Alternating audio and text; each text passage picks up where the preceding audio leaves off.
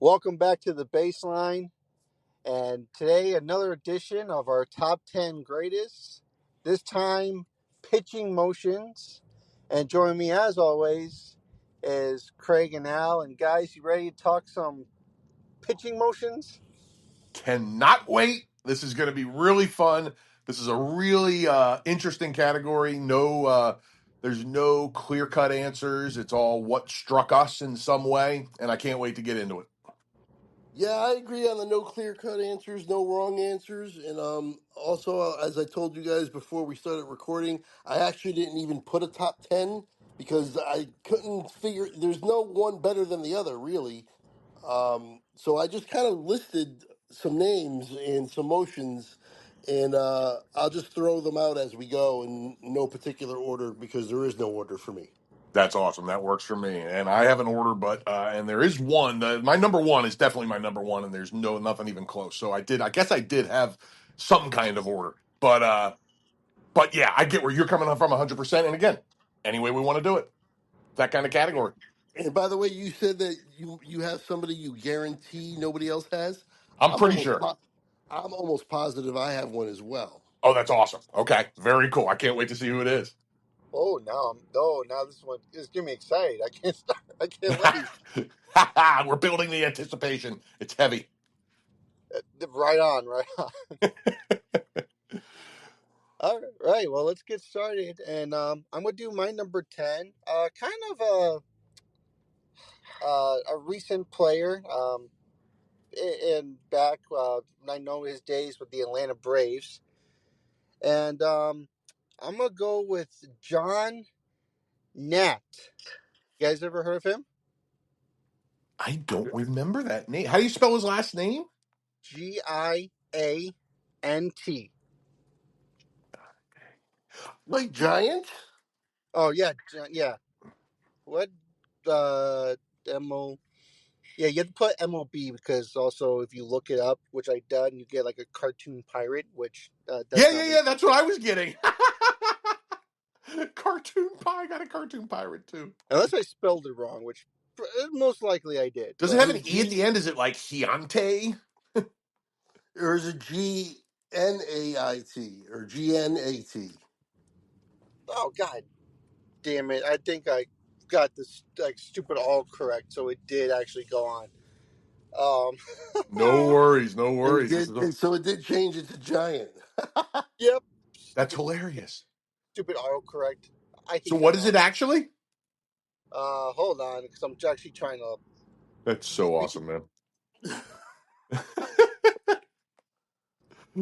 for all the viewers who are listening there, the internet sucks.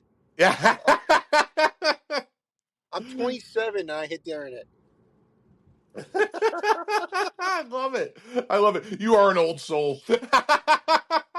John Gant. That's his name. There you go, John Gant. Oh, okay. I remember Ron Gant, who played for the Braves, the outfielder. I don't remember John off the top of my head. Let me see if I recognize his face. By the way, Ron Gant was jacked, chiseled, and I loved him. He was one of Oh, my he was favorite players. absolutely. He played for the Phillies for a couple seasons after the Braves, and he was a like relatively small guy, but he was jacked to the gills. You are correct. He was a specimen. He was, yeah, he was. He might have been doing MMA if the UFC had been bigger before baseball because he was a beast of him. Like he looked like a pound for pound fighting champion. Okay, so John Gant. Okay, I'm checking him out. It looks like he played for the Cardinals too, the He just got Royals. signed by the Long Island Ducks. Oh, that's where all players go to finish their careers. Ricky Henderson played for the Long Island Ducks. Yeah, he got signed March 1st, 2025. Wow, wow. I'm Wow. trying to find his pitching motion here. Yeah. So tell So, us why you picked him in the meantime, Jordan. well, because it's something I've never seen before. Um, it's just one of those pitching motions that I've always questioned if it was legal or not. Um, I mean, turned out it was. It You're was definitely roboting legal. me again. Oh god damn stupid techno. Jordan, you're roboting again. How about now? Can you hear me now? Okay, well, Craig and I will filibuster while you try and move around a little bit. We can. I found some stuff on this guy's delivery, Craig, and it looks crazy. Characterized by a unique and somewhat unconventional delivery, often described as having a false step. He takes a forward step, then a backward step before throwing, creating a halting motion before releasing the ball. This motion is particularly noticeable in his windup, where he engages in a series of toe taps and leg kicks before delivering the pitch. Really? Yeah, I got to find video here because this looks good. Oh, here, there's you can find it if you just look up John Gant pitching style video. Yep, I'm looking at it right now. Delivery. Here he goes. All right, Mr. Gant, what do you got?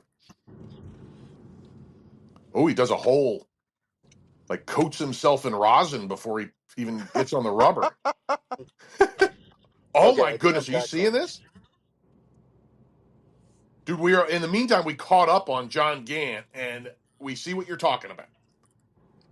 And I read Right? to the Like, listeners a description of his delivery. Oh, he has his leg kick starts and then he redoes it.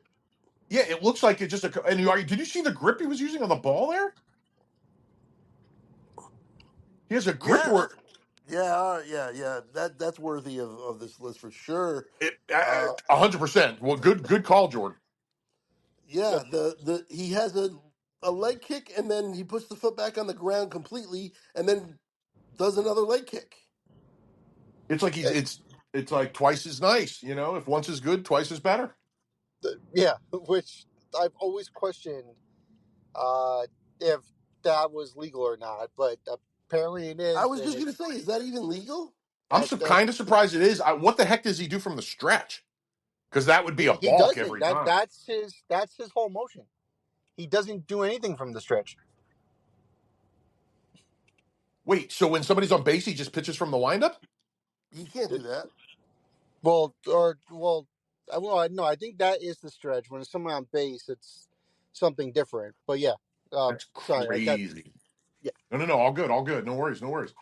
That is a good one, Jordan. I don't remember him at all. And what a really fascinatingly weird motion, man. And he's still pitching. I mean, that's awesome. I'm gonna have to find him. That's great. John Gant, good one. Holy crap! Absolutely, totally agree. Right away, Jordan hits us with a good one. I like it. Yeah, I literally questioned if I should put him on my list or my honorable mentions. I'm like, nah, screw it. He's going on the list. I love it. That's a good one, man. I wasn't familiar. I love when we do these lists and find something I'm not familiar with, and I think we're gonna have a few of those today, maybe. And I love it. That's awesome. Craig, you want to go next? Sure, I'm gonna go with the one that I don't think either one of you have on your list, Oh, I love it. Okay. and he's not known as a good pitcher. I've never heard of him before, but in my research, he came up. Now we all know the ephus pitch, right? Oh, sure. Yep. Right. Have you ever heard of the folly floater? No. Oh, wait a minute. I think I know who you're talking about. Steve Hamilton. Who is it? Steve Hamilton, folly floater, is an ephus, but he puts his foot completely on the ground before he throws the ball. Oh, I'm pulling it up now. Okay, I gotta have to see this. Holy moly.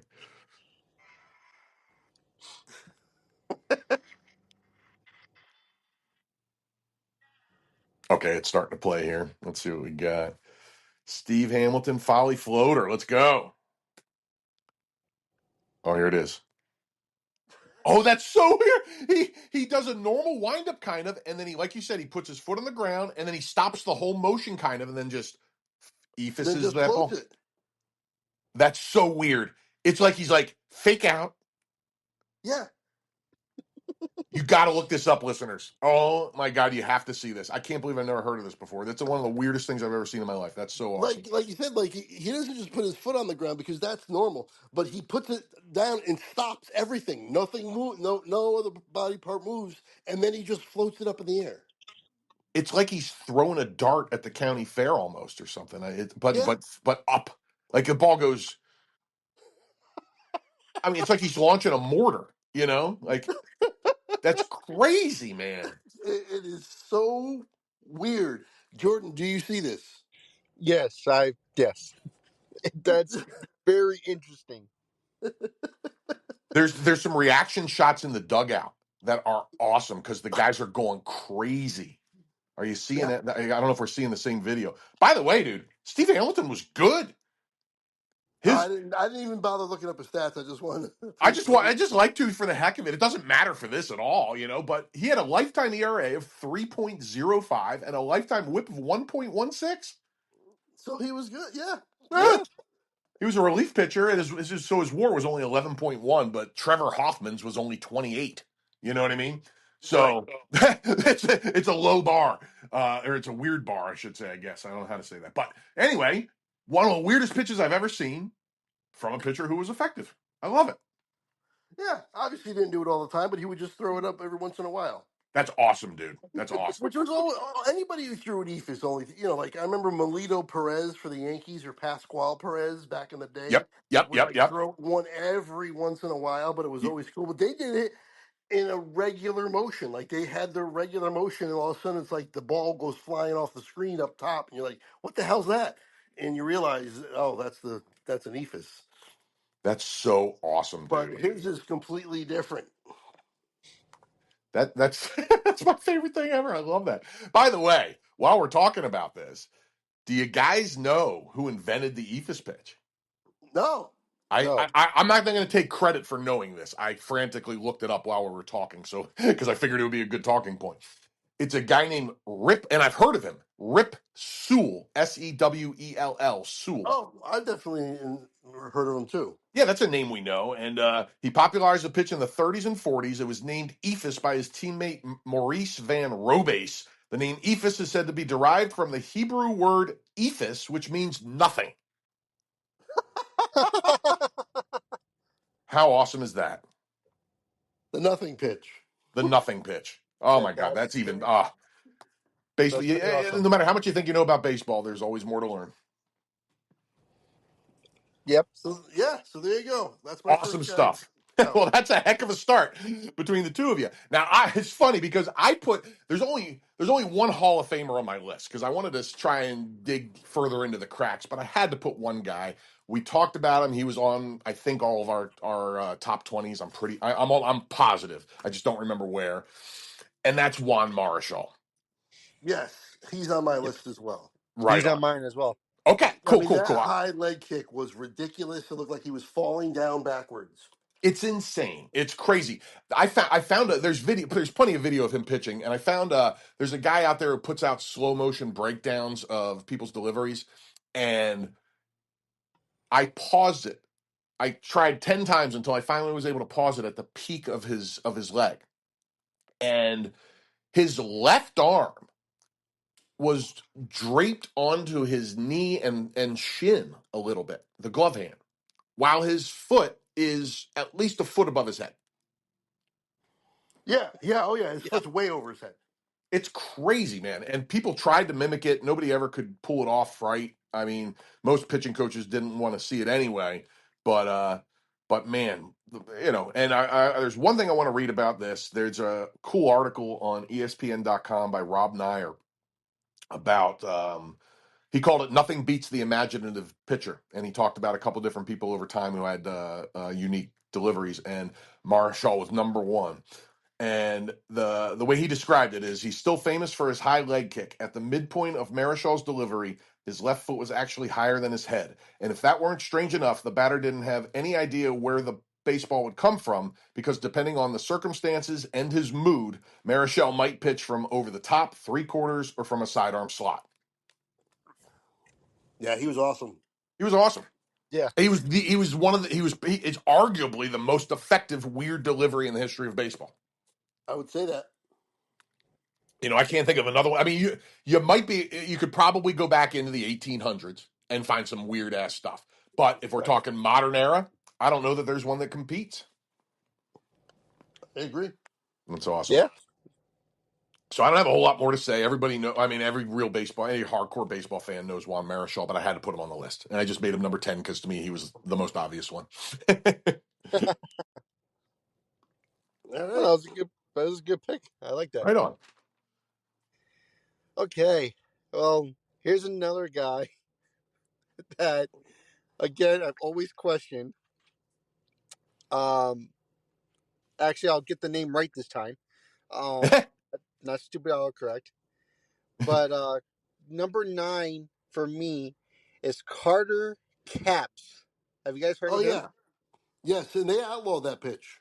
He had to change his motion to a normal motion. Yep. That got banned. Al, are you familiar with Carter Caps? No, I remember the name, but I don't remember getting this So, motion banned or any of that. He had a skip in his motion. yep. So he He would skipped. literally go from the like into his motion, and he would push off, like if you like that Craig said, skipped off the rubber to throw his pitch. Yeah. Like he was doing the triple jump. Oh, there it is. Okay. So yeah, it's the triple jump of pitching motions. Yep. Yeah. Oh, and he grabs his. Wait, who's that grabbing their balls in the middle of a dude? Oh my God! They showed two different freezes of Carter Caps. One he has the ball on his balls, and the other one he has the ball in his butthole. What is going on? And I am not exaggerating. What is Oh my going God! on? Go to YouTube and look up hilariously strange mechanics and adjustments. Ah, The one the one guy might not be Carter Caps. There's two guys they're showing, and he's on. It looks like San Diego, and they're only showing him from the front, so I can't see the name on the jersey. That's the balls guy.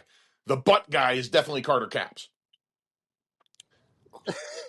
Dude, it's insane. It's insane. I've never seen anything like it. I'm so glad you brought this guy up. I can't believe I didn't know about this already. This Oh made yeah, my. no, yeah, I see it. It's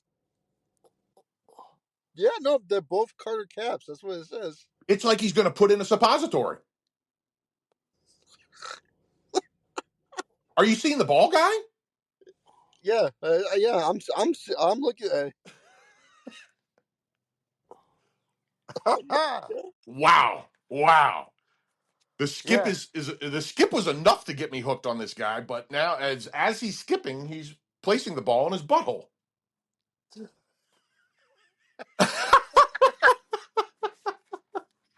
Yeah. You made my whole year with this one. Wow. That's wild. That is wild.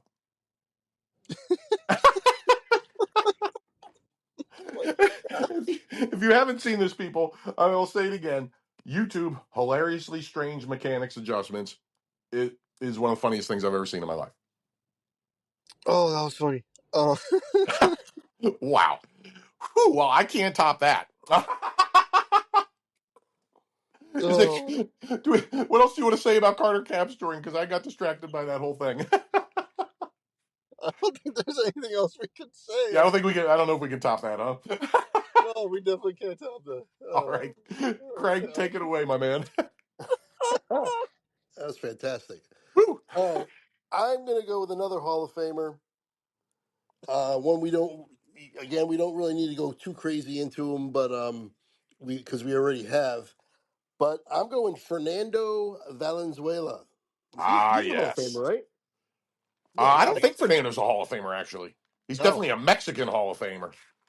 oh, then my mistake. No, I no thought it. good. Or no worries. I mean, and he is also on my list. He was my arbitrary number 4, which means nothing. But yes, Right, but because of the look, he wasn't even looking at the catcher when he threw. I saw a great quote about this that I didn't remember ever hearing. Craig, tell me if you ever heard this. This describes him perfectly. Arms raised high, look to the sky. Yeah, yep. He's looking to the heavens, and then he's throwing the ball. Yeah, man, and it was somebody else made a great point that there were probably some other pitchers doing some weird things in that ilk, and we've talked about a lot of them, and there is video somewhere. But what was new in the '80s was slow motion, and Right. it got to highlight perfectly that look to the sky right before he threw. And on top of that, he was built funny, like he had a crazy build. Um, he was he threw a screwball, which how many people in the since 1980 have thrown a screwball in Major League Baseball? Not many. And he came out of the gates. His ERA in his first 7 starts was .22. Oh yeah, he was ridiculous. I mean, he won a Cy Young. I mean, Yeah, he won a he Rookie of was the Year great. and a Cy Young in the same year, and he's still the only person ever to do that. Yeah, he's been, he was great, but yeah, just the motion with the looking to the skies and his people think he's like a lizard breathing through his eyelids and all Yeah. that stuff. Oh my god, that's so awesome. That's so awesome. Oh, and I have one little quote here, I think. What do I have here?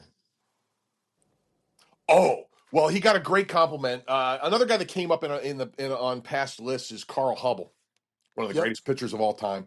And he, by the way, uh, arguably, I don't even know if it's arguable, had the greatest screwball of all time. And he said it was the best. Fernando's was the best screwball since him. And to back up how good Hubble's screwball was, he famously struck out 5 Hall of Famers in a row in the 1934 All Star Game: Ruth, Gehrig, Jimmy Fox, Al Simmons, and Joe Cronin. Bam, bam, bam, bam, bam, bam. Wow. Yep, that was Carl Hubble. So, and he thought Fernando's was the best screwball since him, and I think that carries some weight. Yeah. Yeah, great one with Fernando, man. He was on my list for sure. Oh, by the way, one other thing I want to say about Fernando, because he's never going to be on any of our top player lists because he was very good. He's just not going to make any top 10, 20 pitchers or anything. Um, his career ERA ended up at 3.54, which is solid, but not Hall of Fame. Well, I guess it's in the, you know what I'm saying. The whip was 1.32, relatively high.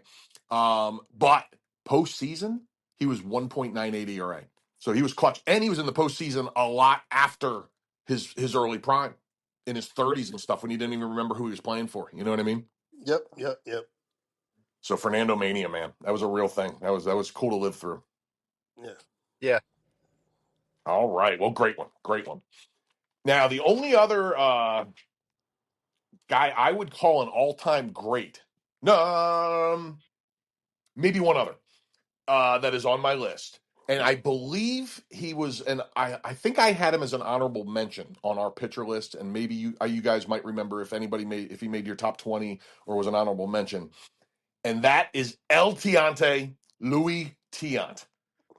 This guy Oh yeah. mesmerized me. Yeah, do you remember, by the way, if he was on your guys' lists?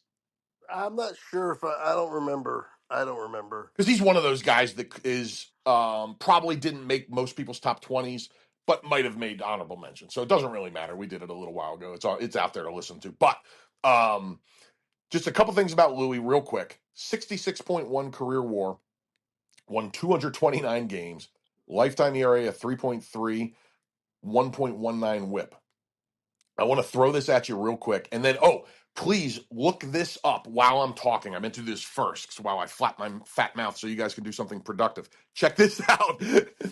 Look up on YouTube this day in or just Google this day in baseball, Louis Tiant's greatest moments, and go to a minute 20 and let me know when you're ready while I'm flapping my gums. Because it is Louis had more deliveries than just about any pitcher in the history of baseball. If you watch him in 1968, it's different than in 1969. If you watch him in March of 19 or April of 1973, it's different than in September of 1973. He had 70 arm slot angles. If you look at him in 68, he always had a pretty extreme fall away to the first base side at the end of his motion. If you look at him in 75, it's crazy compared to what it was early in his career. He's fallen off big time. There's so much going on in his stance. It's incredible now, or in his motion. The reason I'm having you guys pull up that video, I still can't get the video. What this day in baseball? let me make sure maybe I wrote it wrong. Hold on one sec here. This day in baseball. I'm just gonna try Louis Tiant. Sorry about that. I wrote it down so it would be easy to look up, and I didn't get it right. I have Louis Tiant's greatest moments. Is that it? Let me see, Louis Tiance. That's it. That's it. Sorry, that's it. And go to a minute 20 and check out all the sauce he puts on that motion. He Um, looks this way, that way, Yeah. falls off to the side 8 feet, Like, You see what I'm saying? yeah, like he. Hold on, because I'm trying to get back to it. So he's like this motion, he spins, and then he does like looks like he's gonna fall down. Exactly, exactly. My God. I mean, Yeah, a oh, lot of motion, a lot of moving parts, and lot. that's one of mine as well. One of mine I've described as a lot of moving parts. A different guy though, Oh, I um, love it. I love it. but Nice. yeah, I definitely see it, and yeah, he's definitely worthy of being on the list. I assumed you guys somebody was going to have him on their list, and that's the only reason why I didn't put him on my list. Right on. I made that move last pod a couple times, so I get it. And then one thing I just want to throw out because we didn't focus on him much in the greatest pitchers because he wasn't in our top 20s, I don't think. But I want to highlight his 1968 season before we move on from him. It's one of the greatest seasons any pitcher ever had. 1.6 ERA, 8.871 whip, 19 and 9, 8.5 single season war, 258 innings. Now remember we've talked a lot about Ks per 9 and how they weren't very high back then. 258 innings, 265 strikeouts, 9.2 Ks per 9 in 1968. That was light years ahead of the curve other than Sandy Koufax. Absolutely, and didn't he? Wasn't he pitching during when Bucky Dent hit the home run? Oh my god, you might be right. I'm not sure actually now that you say I it. think he was. I think he gave up one of the most famous home runs of baseball, I know he won game one of the 75 World Series. He pitched a complete game, 5-hit shutout. But you might be right, too, about the Bucky Dent. I'm not sure. which would have been 76 or 7.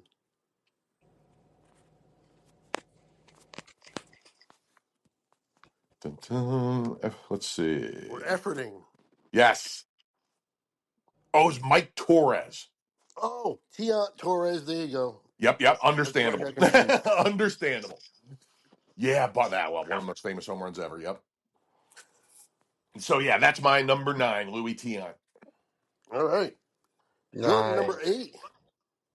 All right, my number 8. Um, again, another uh kind of current guy. I think this is my last one with the current guys, or semi-current. I'm gonna go with Bronson Arroyo. Oh, okay. That's a great one. I didn't even think of him, but as soon as you said it, I'm in. Yes, So same thing. yeah, so if people who don't or haven't watched Bronson Arroyo, literally would turn to the side and just the leg he's about to land on is just straight out, like Yeah, straight, like completely straight. like you could put like a ruler on him and it would balance on his leg. You could play pool on his leg. It's flush. Yeah.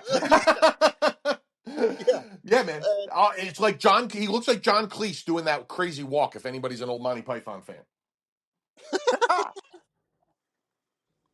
um, Yeah, it is absolutely straight out. That's crazy. he yeah, also threw the biggest frisbee slider of anybody I remember ever. So like it was, he would throw. It would be like 68 miles an hour. It would break like 10 feet. yeah. Wow. It's really amazing to, and I thought that like cause I remember obviously I remember him with like the Cincinnati Reds. I thought it was just a thing he came up with. No, he even did that with his rookie years up in Boston. He's been doing that. I mean, it wasn't as high, but yeah, it was like he's been doing that his whole career. Incredible. Wow. Yeah, that's crazy. Yeah, it's a funny looking one. I know Craig. I think you had the same reaction as me as soon as Jordan said it was like, oh yeah. Yeah, absolutely. Oh, I love that. That's a great one, man. Great one. Yeah, and Yeah. check out his slider, people out there. If you're checking out his leg kick too, because it was he would throw. Talk about arm slots and angles. I mean, he. I don't think he could throw faster than 85 miles an hour by year 7 or 8. And it was all just grit and gut and angles and changes of speed. That's how he got through the last 12 years of his career. You know what I mean? Yep. Yep. Did so. Yeah. Bronson Arroyo, my number 8. Wow, I lost count. I love it. That's another great one. Another great one. Craig? Okay. This guy's actually still pitching, and I broke my rule of never putting a current player on the list. But this isn't a normal kind of a list. This is just unique pitching, I and agree. it's definitely unique. If you want to go to somebody who was close, but not quite as quite the same. Actually, you know what? I'll do him separately. Anyway, the guy that I'm talking about is Nestor Cortez of Well, I Okay. certainly today's know Nestor. of Yep. today's game. If you look up Nestor Cortez pit unique motion, just put unique motion on YouTube. There's one that says MLB crazy Nestor Cortez wind up highlights, and watch some of these. It's not very long. It's like a minute long, but he changed his motion and did so many weird things where the batter didn't know when he was going to release the ball because he would stand on one leg and just sit there on the mound with his leg up and not going into his motion. He'd be rocking back and forth. He'd be swinging one way or the other, but not throwing the ball. That's so. With Craig, one, tell me again the exact name of the thing I'm looking. it's called ML. Well, do Nestor Cortez Yep, I unique did that. motion, Yep, and then this MLB crazy Nestor Cortez wind up highlights. got it. Okay, I lost the internet for half a second, and now I'm back. Here we are. I'm just What? watching it. What? Yep. That he's done that. That is so weird. Like he did like everything in the book. That is Yeah, so weird. he would do Um. anything just to get the timing of the hitter off. Yeah. Like there was like one time where because I remember seeing it all over highlights where like he'll fake, like he would fake throw the ball but still in his hand, wait like 2 seconds and then throw it again. They're Yeah, showing in while that standing bat there. against Shohei Otani where the ump called him off, waved him off in the middle of his dance moves. Yeah, because he would be standing. Yeah, I remember that, Jerome. He was standing on the one leg, rocking back and forth, and fake through the ball. Yeah. Like what? And then the next pitch, he would have like almost no motion at all and quick pitch them and blow it by people at like 90 miles an hour. Yeah. What? What a maniac! I love it. Yeah. I mean, it kind of So I clicks right. figured, even though he's a pitcher that's still pitching, I figured it was worth a mention at least to Oh no, give old Nestor a look. it's definitely Absolutely. it's definitely worth a mention. He's definitely one of the weirdest motions you'll ever see. And And also a forerunner of the comeback of the mustache. oh yeah, and he has some decent years. Nothing crazy. He's not not a great pitcher. He's had some decent years, but the thing about the motion is that's not every pitch, but it's not every game he'll do it at some point or another. He does it pretty much every single game, at least once or twice. But he's got a regular motion too that he normally goes through.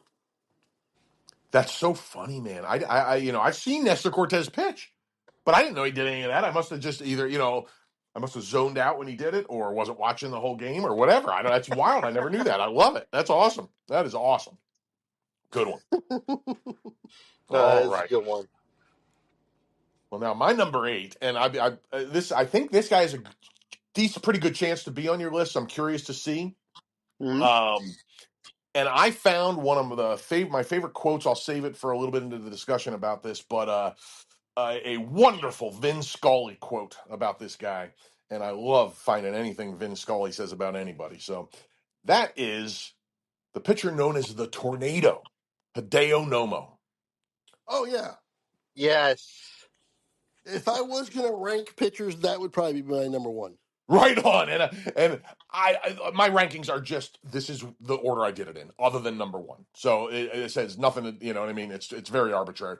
But he listen, and I told this. I won't tell the story about the whole story about seeing Kevin Brown's no hitter in San Francisco when he played for the Marlins again. But the reason I saw it is because I really wanted to go see Nomo pitch at the height of Nomo mania, and the Dodger game was sold out. So I went to Candlestick instead and saw a no hitter. That's But I was fantastic. trying to see this freaking pitching motion in person. Yeah, well, because it's the arms way over his head, and then he basically turns his entire back to the pitcher and then spins around like a tornado. Yeah, yeah. It's crazy, and it's funny because I never really thought of this before, and I'm curious to see if maybe this is common. Not like people have talked about this for years, and maybe I just never heard it or what. But because we did batting stances very recently, I started looking up Hideo Nomo's pictures of his motion, and the first thing that popped into my mind is that it is the Craig Counsell of pitching motions. They both do the crazy arched back, belly out, arms as high as they can go. And I looked it up, and there are side by side splits. I'm not the first person that ever thought of this.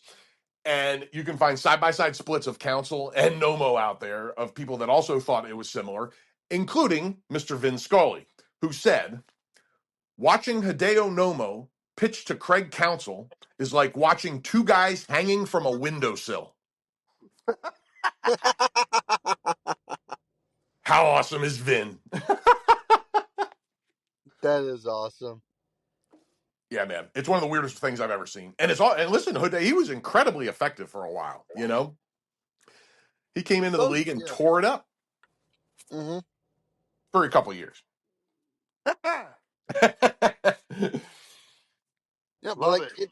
it's definitely interesting. Like literally, like his whole body's like facing the outfield. like like that's insane. Of Arms way up in the air. Oh man, yeah. It's something else, man. The tornado. Yeah, I mean, he pitched two no hitters with that freaking motion. You know, yeah, my yeah.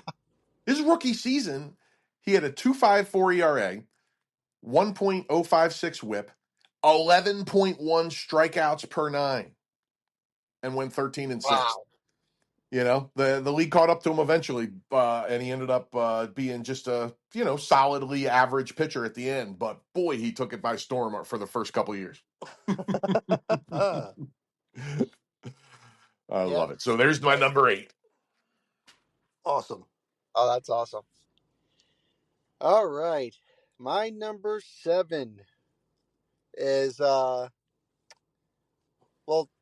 Al. We're gonna go to your team, Ooh, okay. I'm curious which one. Okay.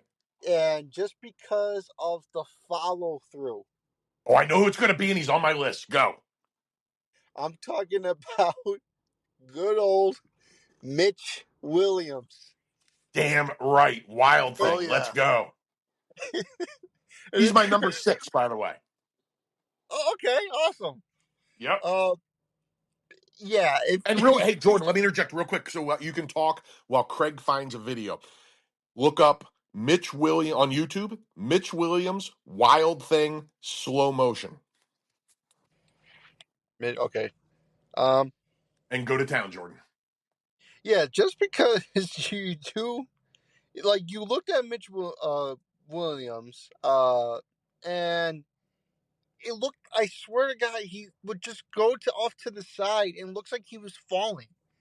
Like He was. like either he tripped over his legs or whatever. He just always looked like he was falling, and I remember when I saw that, I'm like, okay, that's a weird clip to show. I'm like, are they making fun of him or what? No, that's how he pitched. It's every time, Jordan. It's every time.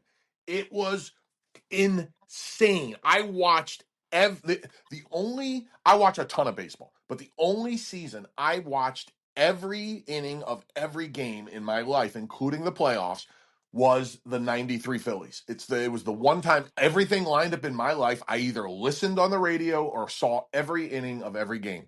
And so that guy, I saved, I believe it was 43 games that year with that crazy ass motion with Kurt Schilling draping towels over his head, with, I mean, all kinds of just craziness. It is insane. Craig, did you find the video in the meantime? Were you able to find I it? absolutely did find some slow motion of him, and yeah, he's falling over himself at the end of this, like Yes. literally having to regain his balance and like taking like two or three Oh steps my! to Wait, regain his footing. Yes. 'cause I just found the video as well. Yo, like his hold on, his knee is literally touching the dirt. Exactly. And did you notice how long his stride is? He may have the longest stride in the history of baseball. Yeah, It's crazy how long his stride is. Like, boom, I'm watching it again. It is like he is almost doing a full split when he comes down. yeah, Here's yeah. how I broke down his all the parts of his motion. High knee, crazy long stride, glove hand, plant in dirt. Did you notice that? His glove hand is in the dirt halfway through the Yep, motion. Left leg whip to the third base side, right into standing up. yep, The last quarter, some of them chop it off. If you watch like a full speed of it, it almost looks like at the end of it like he's doing a breakdancing maneuver. It's crazy. yeah. I agree with that. It's nuts. Now he was called Wild Thing for a reason. I mean, the major league had come out and he fit the bill. I had no idea because like when I was watching that Phillies team, the only guy who knew about whip was Bill James and a few of his disciples. That nobody was talking about whip in the early '90s. Check this out. What a crazy anomaly Mitch Williams is. First of all, career ERA of 3.65. Not great. But here's what's really crazy. Find me another guy in the history of baseball who has a 3.65 ERA with a whip of 1.564. Wow. Most people with a whip of that have an ERA over 5. And the year that in 93 when yeah, right? When he gave up the home run, the year he gave up the famous home run to Joe Carter. Um he saved 43 games for that Phillies team. Now check out the numbers though around that. It's crazy that he was able to save 43 games with these numbers. 3.34 ERA, not horrible. 43 saves, great. Whip, are you ready for this? 1.613. Wow. Find me another guy in the history of the game that saved 43 games while having a whip of 1.6. Oh, wild thing for a reason, like you said. He walked 44 people in 62 innings. I mean, that's almost impossible. The year before, he walked 64 in 81 innings. And the year before that, I mean, it's incredible. He walked 50 in 66 innings the year before that. He is one of the most incredible high wire acts in the history of baseball, and the fact that he was able to succeed at all for any period of time is a credit to him and the because he had this ability to lock down when he got in trouble, and that's the only reason he had any success at all. Nice. Because his numbers say, dude, you shouldn't have even been in the big leagues. Yeah. Yep. So it's a it's a credit to his ability to clamp down. But man, and that delivery, whoa, I I agree. love it. Yeah. I love it. Great call. He was my number 6. I knew as soon as you said you're doing it based on the follow through. I knew it was a Wild Thing, baby. Very uh, great. Great stuff. All right, Craig, you next, I believe. Okay, I'm gonna go to the guy that's very similar to Cortez that I said I almost paired them together. Okay. We all know him. I don't think he's still pitching, but he might be. I think he was pitching in 2024, but I think he's not pitching this year. I could be wrong. He might be still be pitching. But If you've seen him pitch, you're going to know what I'm talking about with his delivery, and it is Johnny Cueto. Oh my God, yes, Yep. absolutely. Now, what I want you to do Yep. is go to YouTube and go to Johnny Cueto Shimmy, Oh, I'm in. Shimmy. Now, I don't know if you have shorts on your YouTube when you call it up, but there's one that's only 6 seconds long, and he's on the Royals, and it just says Johnny Cueto Shimmy. Okay. And watch this 6 second clip. It is ridiculous. Dun, dun. You said who was he playing for? Kansas City. Yeah, the Royals. It's only 6 seconds. Okay.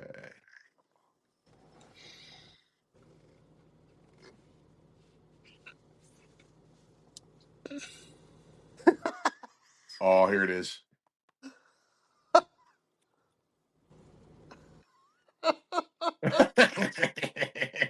I mean,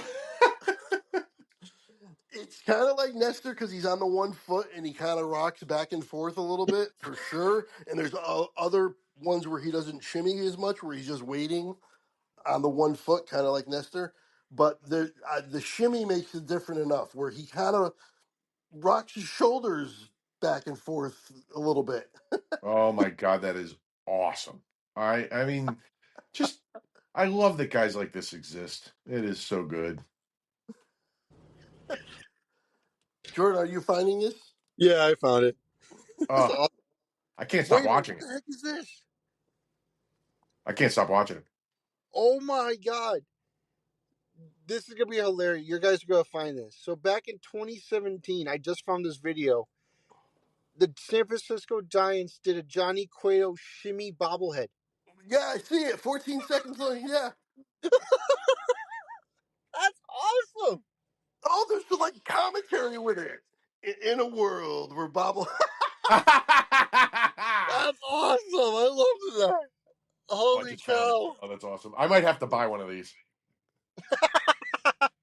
The Johnny Cueto shimmy bobble. Oh, It's not his that's. head that bobbles, his whole body bobbles. oh, there it is. Yes, the whole top half. That's great. I love the commentary. In a world. oh, that's awesome. It's like the movie promo guy. Oh, that's beautiful. That's Wow. awesome. Wow, Oh, that was spectacular. oh, That's the gift that keeps on giving. that's great. Oh, good one. Good one. Good one. Good one. Was who was that? Was that you, Craig? Yeah, that was yeah. I almost paired him up with Nestor because there are some similarities with the delay. But That was he was worth his own slot. I agree with how you ended up doing yeah, it. I mean, even if you just watch some of the other ones that are on there, and they say shimmy, but it's not quite as prevalent. Like it's just him like kind of waiting and delaying more than he does. anything. He's. It's very. There are. Oh, there's. I assume Nestor must have been a Johnny Cueto fan because Johnny was on the scene before Nestor. So I'm guessing Right. Nestor might have got it from Johnny. I don't know, but boy, it's very similar to some of the stuff I was seeing too. Yep, that's cool. That is awesome. Great call. Great freaking call. All right. So my number 7, I believe, is that correct? yep. Yeah. Okay. So this one of the most unique ones ever. Another guy who came on the scene, tore it up. Tore it up. People liked his uniqueness. Some people hated his uniqueness. People wanted to change him. He refused to change. Eventually, it didn't work anymore. But boy, it was a nice 5, 6 year run, man. And that is the freak, Tim Lincecum. Oh yeah. Yes. Yep. His early run, man, was so incredible. Did he win 3 Cy Youngs? I want to say two, but you might be right. Let me. Um, Should have written that down. I didn't. I could be wrong. hold on. Let's look. Da-dum. I don't know why I'm having a hard time phrasing this. Yep. Here we go. How many Cy Youngs does Tim Lincecum have? Two. Yeah, Oh, 10 okay. and All right. My oh, bad. He won 3 championships, 2 Cy Youngs. Okay. So I mean, not many people have burst on the scene. I mean, we've talked about a couple of them today. That burst on the scene, like Fernando, like Hideo Nomo. But Lincecum, his awesomeness probably lasted a little longer and was even a little more awesome. Like he was something else, man.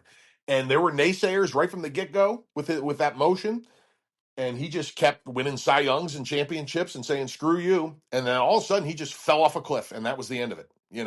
It was wild. It was one of the most. I love guys that there's pros and cons to the guys that refuse to listen and do their own thing because it's worked for them, and they. But I love when a guy is able to stick to his thing, make it work, and become one of the best in the world. Against all odds, and he did that, and then it fell to pieces. It's a Yeah. fascinating top and bottom tale. His ERA, as great as he won 2 Cy Youngs, like we just said, his ERA ended up point 2 points higher than Fernando Valenzuela at 3.74.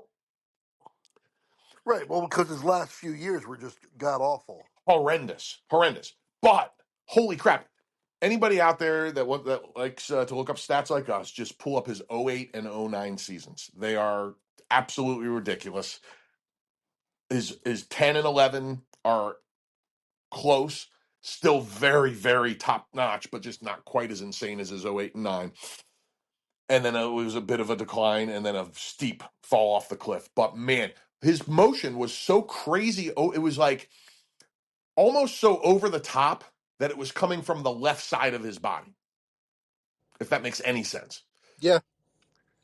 And then he had a very similar fall away to the first base side to Louis Tion, one of the more extreme fall offs you'll see. So just a fascinating motion, fascinating career. I was always really just mesmerized by this guy, and I was rooting for him hard. I was bummed when it fell off at the end, but I loved the run. Yeah, Yeah. No, absolutely. 9.3 career strikeouts per nine. In his first year in '08, he struck out 200 and 265 hitters in 227 innings. What a beast! What yeah. a beast! Al, we were talking about Mitch Williams and like his like how like long his was. Tim Hmm. Lincecum's foot is almost at the end of the pitching mound. I didn't even think about that. I have to look at that now. I wasn't Yeah, paying. I was. go up. So look, I looked this up. Go on YouTube. Look up Tim Lincecum slow motion pitching uh That's the baseball. guy I was talking about that breaks down the motions. I love it. That's the I guess that was the Mitch Williams thing. Maybe I'm not sure, but yeah, Yeah, that guy does good work. Whoever that is, let's give him some credit. That guy, that is yeah. good stuff. Like This guy puts up. it's insane that his foot is literally almost at the end of the pitching mound. Wow. I never thought about that. I was just so slow mo baseball is the guy that does this. Great work by that guy. If he happens to come across us, shout out to him.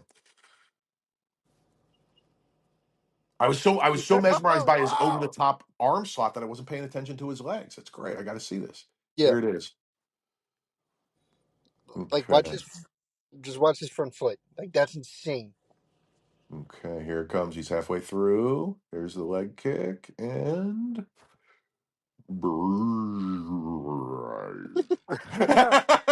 oh man, yep. That's a good Oh one.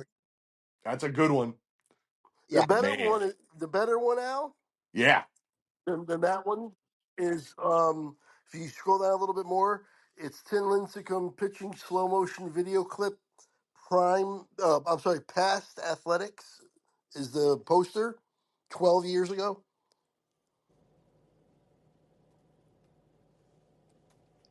pastime athletics. Okay. Let's see. I think if you just scroll down, because it was the next one after mine, after the one we were watching. Mm, I got messed up here. Boom, boom. Bear with me. Yeah. Do you see it, Jordan? oh yeah, His foot literally is almost on the grass. Is like 2 inches from the grass. It's farther than the slow motion one that we were just watching. Way farther. And it's still in slow motion, but it's not quite as slow. There it is. All right, I got it. Yeah, that's just insane, dude. Holy cow. Look where his foot is. Yeah, it's literally almost at the end of the pitching mound. It's Holy almost on the grass. Wow. And he was short. Yeah. Mitch Williams, I think, is I'm pretty sure is over 6 feet tall. Tim Lincecum was like 5'10", something like that. So that, and I mean, that makes his longer stride even crazier. Wow. Dang, dude. He's literally no more than 6 inches to a foot from the grass. That's crazy. That's awesome. Man. Yeah, the freak, man. All right. Awesome. I love it.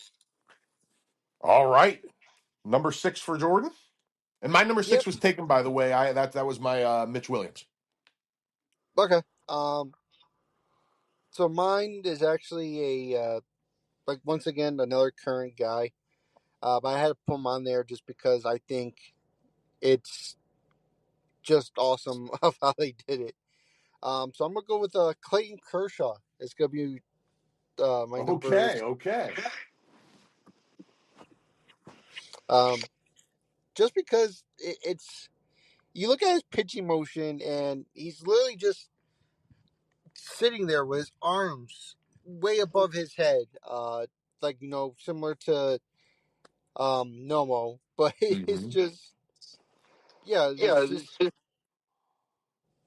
good. Um, yeah, so it's just how it was, and it's just I like. I've always liked Kershaw, and his motion is unique. That's for sure.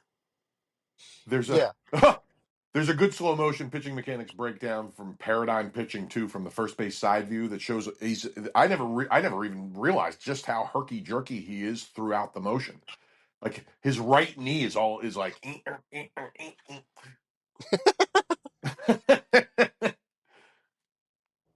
I mean, obviously, I've watched Kershaw pitch a million times, and I'm a big fan, but I never Um, really noticed how herky jerky it was looking at it on the view you watch on TV.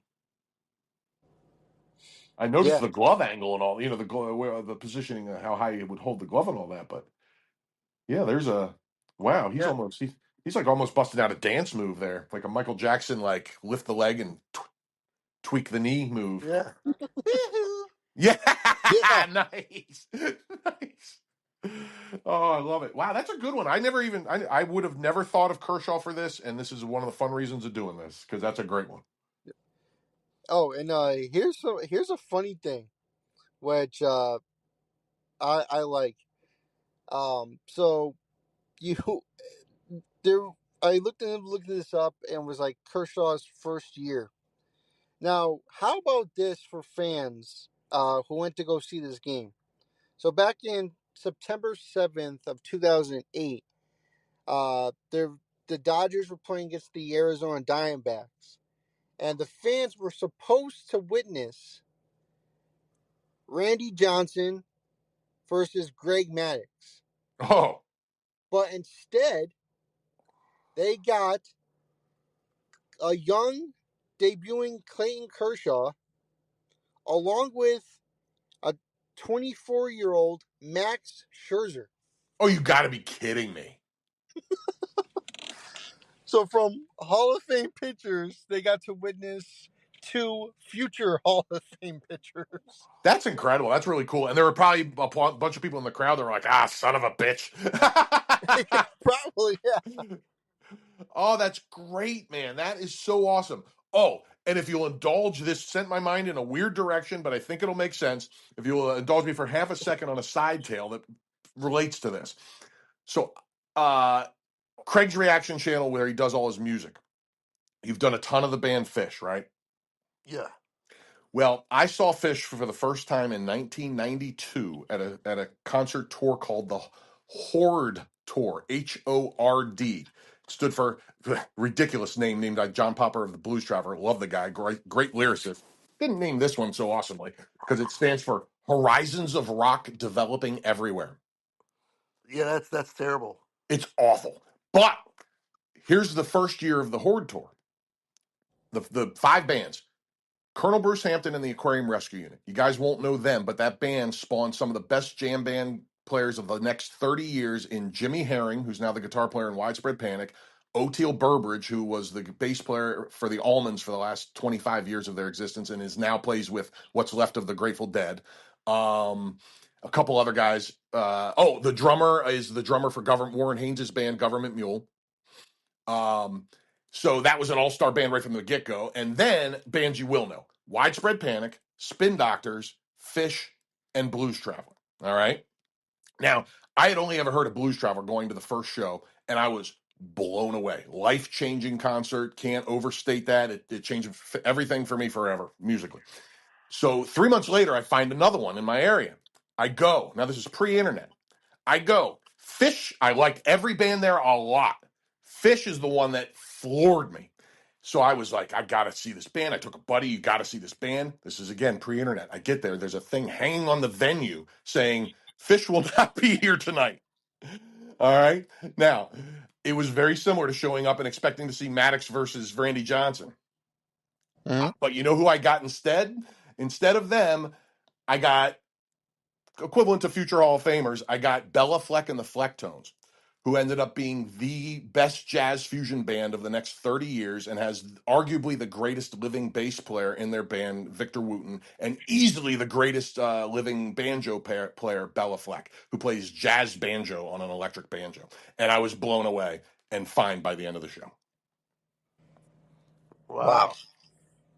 So that was, I Wow. got a little long winded there and I apologize, but I thought that was a fun little side tangent based on what you just said about that awesome No, that debut yeah, of that's pretty, Holy Moly of yeah, Kershaw. that's Wow. pretty awesome. Yeah, that's pretty Very, awesome. very That's good. That's yeah. excellent. Cool. Very cool. Well, anything else about Mr. Kershaw? Because that was a great call. Um, yeah, just definitely future Hall of Famer. I know he's injured, but he's definitely got to be. Well, he'll be Um, first ballot probably. I mean, his years of yeah, dominance are impressive to say the least. More than impressive. Oh my God, So yeah. some of the best years ever especially by a left-hander.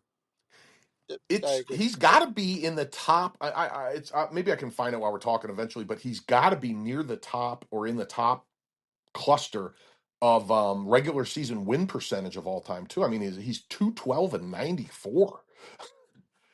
Like that's Wow. pretty amazing. Yeah. That's a great one. I see. Oh, man, I can't find what I'm looking for. It's annoying. Anyway, go ahead. Sorry. No, all good. No. So So All who? right. So that takes us to Craig's number 6. Am I correct? yeah. Yeah. Or well, no, or your next one you want to throw out? Yeah. I can't find what I'm looking for, and it's really annoying me Yeah, this is because. it's annoying me too. All Not your no me. I'm trying to find something too, and I can't find it. Not right. Well, I'm gonna put it out there anyway, and I can't suggest a video because I can't find one. But I know it happened. It's gonna be a two.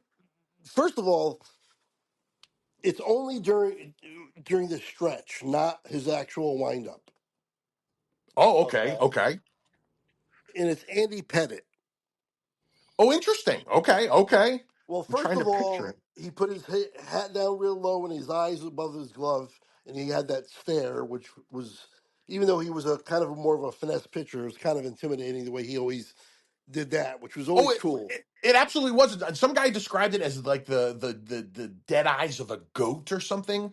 Do Yeah, it was. Yeah, the stare first of all is perfect, but from the stretch, he threw the ball.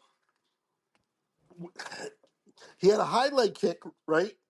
Turned his back a little bit, but his arm that was throwing the ball was on, and he's a left-hander, was basically on his right butt cheek. okay, okay. I love this. It would Not almost not like slap. He in his motion, he would almost like slap his own ass, and then swing his arm around as he's going through his follow through. And it was so weird and such a weird thing, It's so God, man, awesome. it's annoying that I can't find video of this.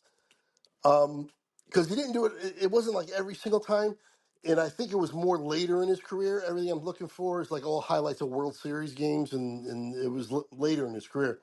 But I just remember seeing it a few times for sure, where his arm, as he's coming up, raises the right leg, and then his hands are in front of him, and as he starts to go forward, he brings his left arm back, hits his right ass cheek, and then follows through. That's so awesome. But it's fast. It's not like he does it like he's throwing off of his hip basically, but it's the wrong hip. Oh, that's priceless, man. Andy Ah, man, Pettit's. Oh, wait, somebody has something about Andy Pettit's overhead arm cross. I don't know what that is, but I can't. I'm having a hard time finding him from the stretch. yeah, it's not. I'm seeing from the stretch, and it's just not what I'm looking for. That man, that's awesome though. I gotta. Well, if you ever find that, let me know. If any listeners find it, put up a link on our comments or something because I would love to see that. And Pettit was priceless. He was also, I mean, wasn't he like one of like an outstanding pickoff artist? Do I remember that right? Oh yeah, Yeah. Hmm. So whatever he was he doing from the stretch was working. he had the best, probably one of the best moves I've seen. Yeah, that's what I thought I remembered. I just want to make sure I wasn't making that up in my head. Maybe he was patting himself on his own ass to congratulate himself for his awesome pickoff move. Maybe. And the thing is, I'm looking at him from the stretch now and other videos, and it's not. He's not doing it. Yeah, well, it's like we talked about. I mean, like if I tried to tell somebody about that Louis Tiant motion I had you guys watch, he wasn't doing it in 72 or most of his career. He probably didn't even do it most of that game. You know what I mean? Yep. I So, can't even yeah. find one. Damn it. I'm trying Yeah, to don't hunt worry it about it. down. Don't worry about it. You're not going to find it. I've been looking for since like two videos ago, or two. Like you when you guys started with like number 8, I've been looking since then, Oh, and we're wow. on Okay, number okay. 6 now. So I can't find it. Right on. Well, that's an awesome one though, man. If anybody ever finds it, let me know because I want to see that because that is sounds freaking priceless. Awesome. All right. Well, if it's okay, I'm just going to skip to my number 5 since we don't have any major order here, rather than skip a turn. If that's okay. Yeah, Yeah. yeah. Cool. So now this is now okay. This is one of my favorite subjects of this whole thing, and that is Submariners. Now, if any of you guys have any Submariners on your lists, by all means, we'll talk about them. I'm curious if my Submariner made your lists because he is my all-time favorite, and I need to correct something from our reliever top 10 because this guy, I thought about it, didn't honestly. Because let me put it this way: he pitched for the Phillies towards the end of his career, and I knew he was very good but I didn't understand just how good. And I should have done more research when we were doing the relievers because he was one of my favorite of all time. And I just assumed he shouldn't have been in the top 10. I was wrong. That is Kent Tekulve.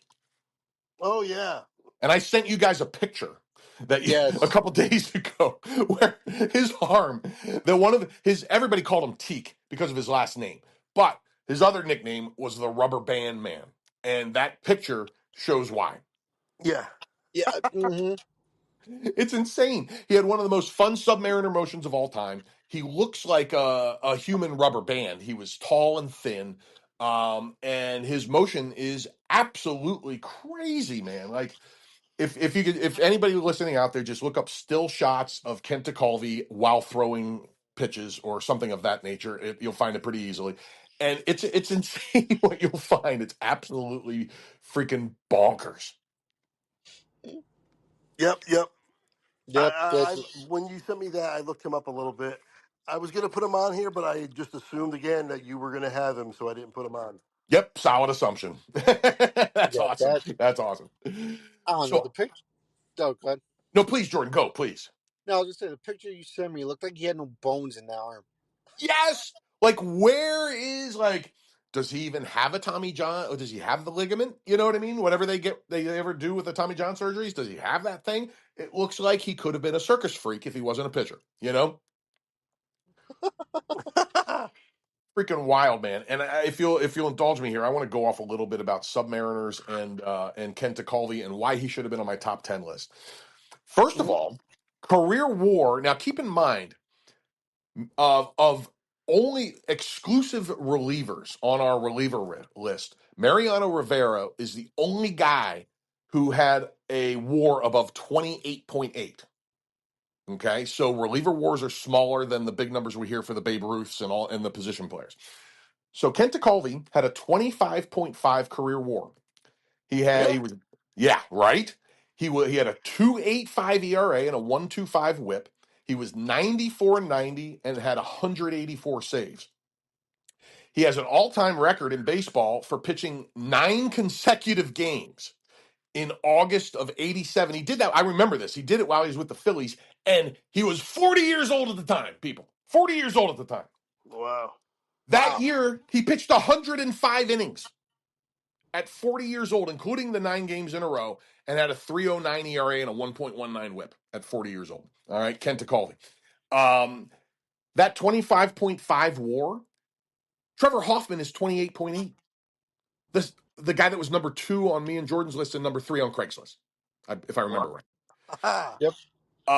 Here is a list of wait, where did I put it? Dang it. Where is it? I had a list of guys he had better WAR than that were on our lists. I suck. Here it is. Oh, I found it. Thank goodness. All right, that was gonna piss me off. I All suck. right.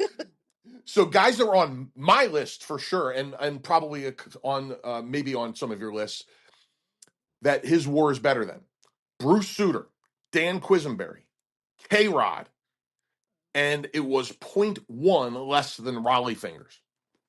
Jeez. Wow. So I made a gross error because I just assumed the guy that I liked a lot wasn't in the category that he should have been in. So in retrospect, I wish I'd put him in my top 10.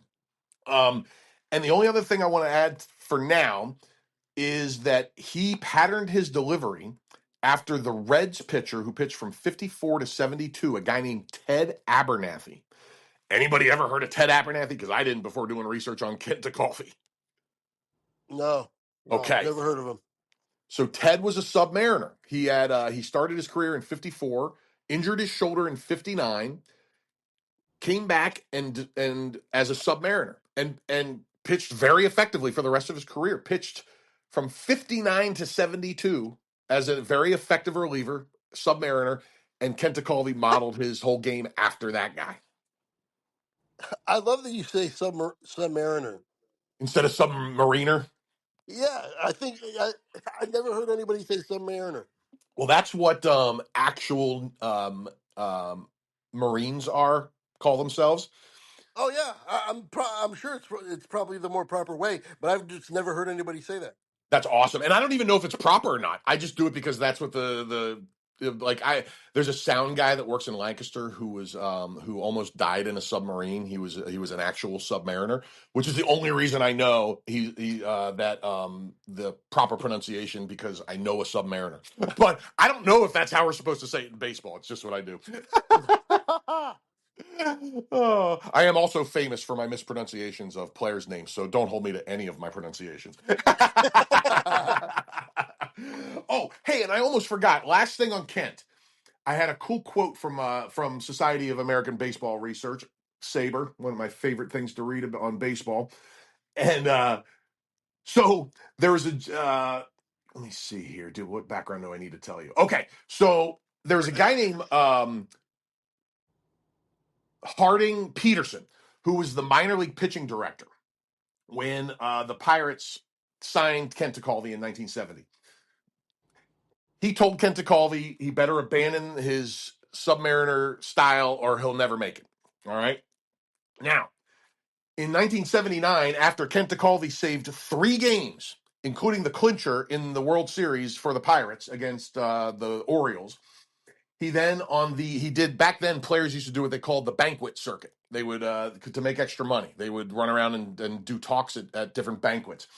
And during one of these banquets, Kent DeCalvi said that he told the story about Kyson and what he said to him, and said, "That's how smart you need to be the GM of a World Series champion." Yep. So when we're putting GMs in the Hall of Fame, remember they say things like that to players like Kent Tekulve. And one last funny little thing about Kent is another quote he did on the circuit was, "I might be the only major leaguer ever named after a used car dealer because his parents named him Kent after a local used car where they bought their car when he was around the time he was born."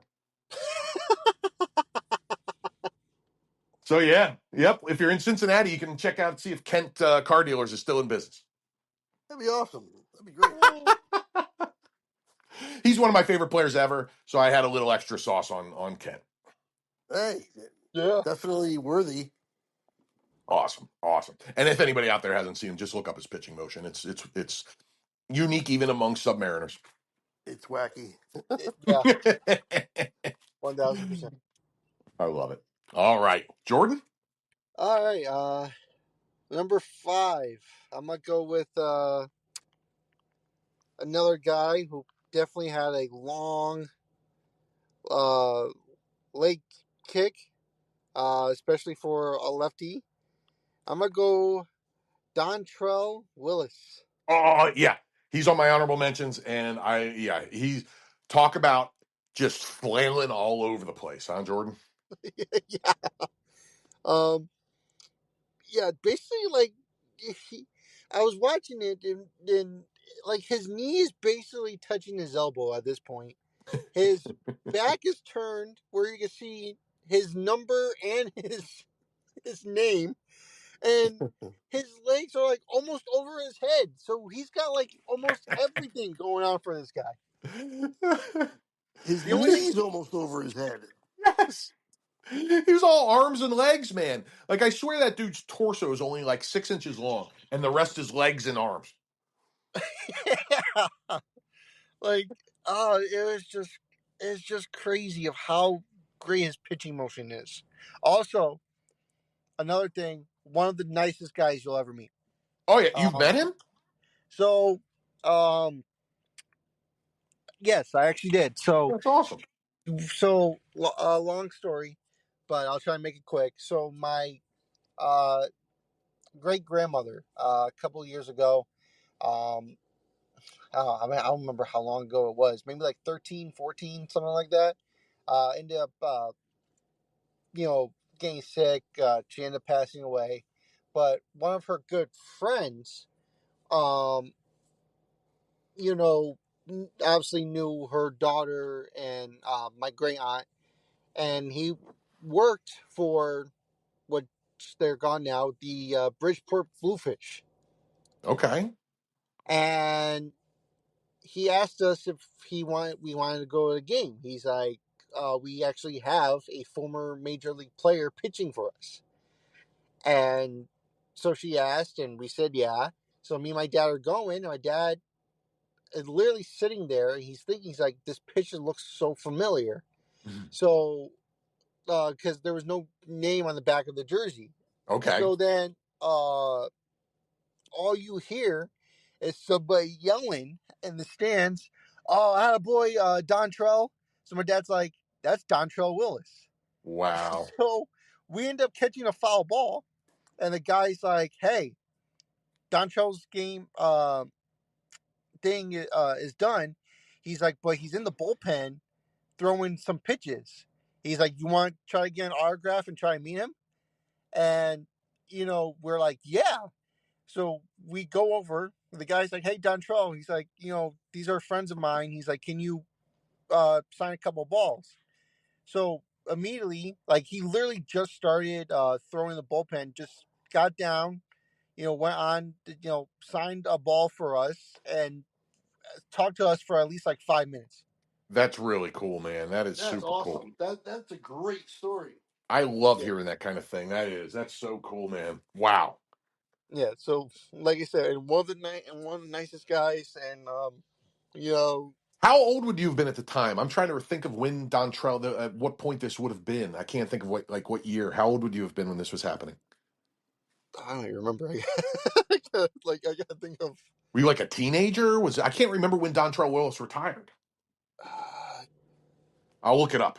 Well, he retired in 11. So you would probably be seeing him in 12 or 13, something like Yes. that. Yeah. So yeah, probably been like a teenager. That's awesome, dude. Oh my goodness, that's so cool. Yeah. That's So so cool when you meet somebody like that and they're actually cool. They're not like a dick, you know. yeah, and yeah, so like he was very awesome to me, and like I say, even just talking to us for 5 minutes, didn't have to do that, but he did. Yeah, that's great, man. That's a great story, like Craig said. Great story. By the way, tell your father I'm mad at him for not telling me that. Yeah, I was like, wow, how did you never hear this story, Craig? Yeah, how, Oh, he well, never told me that. I wasn't a teenager because I just looked it up. He played 10 years ago with the Bluefish. So 15. Oh, so it was long, like years after he retired. Okay, that's cool. Yeah. That's awesome, though. Oh Whenever it yeah. was, No, oh, that's no, great, wait. man. Yeah, I was a late teen. Duh. Sorry. Okay, my years mixed up. No Um, worries. Good but story. Good story, man. That's really cool. And Dontrell, man, yeah, just it was like just a spasm of limbs is what I think of when I think of his delivery. Just fascinating. yeah. All All That's right, right. awesome. Yep. All right, Craig. all right. Mine is a pitcher we all know or Okay. heard of at least. I think he retired before any of us were watching baseball, but he has a windup that he didn't do every pitch. Another one of these. It's Bob Feller. Okay. Oh, okay. Yep. Bullet Bob. Bob Feller had a windmill pitch. I know what you're talking about. This is awesome. That's cool you brought this up. This is great. Legitimately, like, wound his arm up by swinging it over and over and over and then pitched. It was like the Bugs Bunny pitch, bro. Yeah. Yeah. He went full on Bugs Bunny. That might be where they got it from, like where Bugs Bunny got it from Bob Feller. You know what I mean? God damn. Yeah. I'm watching this. If any listeners or even you guys want to look up Bob Feller footage on YouTube, and it just shows all his pitches. Holy cow! Yeah. Incredible, dude. That's so cool. It's funny because I'm a big Bob Feller. Like he's one of my favorite old players. Holy, I never even thought to bring him up for this. I'm really glad you did. wait, That's really cool. holy cow! I'd never seen that before. It's great, isn't it? No, no. So there is a thing with the Bob Feller footage. It's like 53 seconds, but if you go to like 49 or something, I've never seen it where like he'll. It looks like he's about to like meditate. Like he does this whole Oh, thing. Like his hands are like close together on the bottom, and then he lifts them up, puts them together over his head, and like, and then does this quick pitch. is it that slow motion breakdown guy or something else, Jordan? No, it's someone else. Okay. But like, so I looked up on Google Bob Feller pitching motion. At when I clicked on videos, it was like the second one. I found it. Yep, I'm with you now. Yeah, It yeah, starts but with like, him in his back in like the backyard or something. yeah, Yeah. Okay, cool. So yeah. I'll go to. But I swear, it looks like he's doing like some meditation or something towards the. I've never seen that from him before. That's why I'm like so intrigued in it. How long is Oh it? yeah, It's like Oh, 53. It's like 53 seconds. Al, you see what I'm talking about, I right? do. That's wild. Okay. all right. Let me see this. I got it. Yeah, he's in his backyard. Yep. So yeah. There's two So different ones with him in the backyard though. Make sure it's over a minute long because when I first one I pulled up was 53 seconds. It cut off right when the point Jordan wanted us to see. I thought, Jordan, you said it was that the 53-second one was the right one. No, Yeah, it's there at. was. Oh, I thought you said it was at the 53-second mark. I'm sorry. Oh, but no, if you find out what I'm talking about, though, I mean, yeah. But like, yeah, it looks like he's. I swear, it looks like he's doing some meditation toward. Like, I've never seen that from Bob Feller.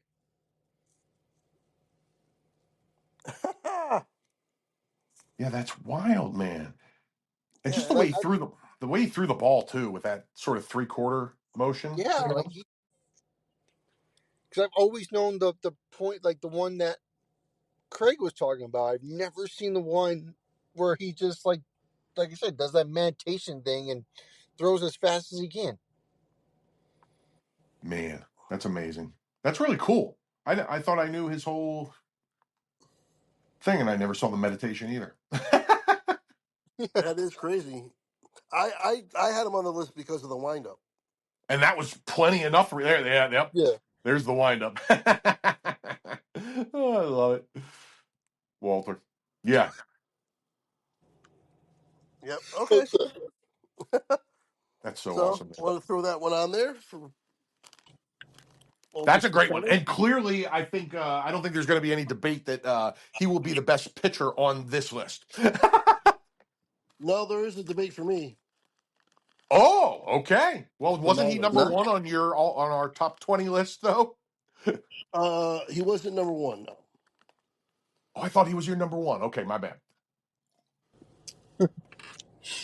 So yeah, no, the guy that I'm thinking of that would be higher than Bob Feller, I think was like my number 4 or 5 on my top 20.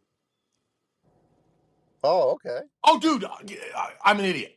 Sorry, I flipped my mind. Flipped to Walter Johnson for a second. Nope, not Walter Johnson. Right on, right on. All right. Well, that's I mean, great stuff. Yeah. My daughter just came home. Ah, okay, right on. That's awesome. Hi. That's awesome. I guess Oh, that's she My didn't first great. realize appearance from Craig's. Yeah, nice, nice. I love it. I was recording. That's so awesome, man. That's so awesome. That's great. Well, that'll make our outtakes real. That's beautiful. That's all. I love that kind of stuff, man. Well, one time when we were doing a podcast, Craig, I had to answer the door for like my Your electrician or delivery. something. Yeah, oh yeah. So Didn't you get a you know, food delivery once too? I did. Yes, I got a food delivery once. Yeah, I poorly timed that. Um, oh, that's awesome. Oh, Next podcast, blooper reel. yeah, that's great. Oh, that's good stuff, man. Okay, so That's awesome. now where are we? Was that Craig's or That was Jordan's? that was Craig's fact. Craig's. Okay, Yeah. so Yep. all right. Well, my number 4 was taken. I actually had Luis Tiant. Oh, Uh, nice. Okay, and my number 4 was Fernando. okay. So, So do you want to just why don't I just because I think I'm after Craig, so why don't I just throw out my number 3? Is that cool?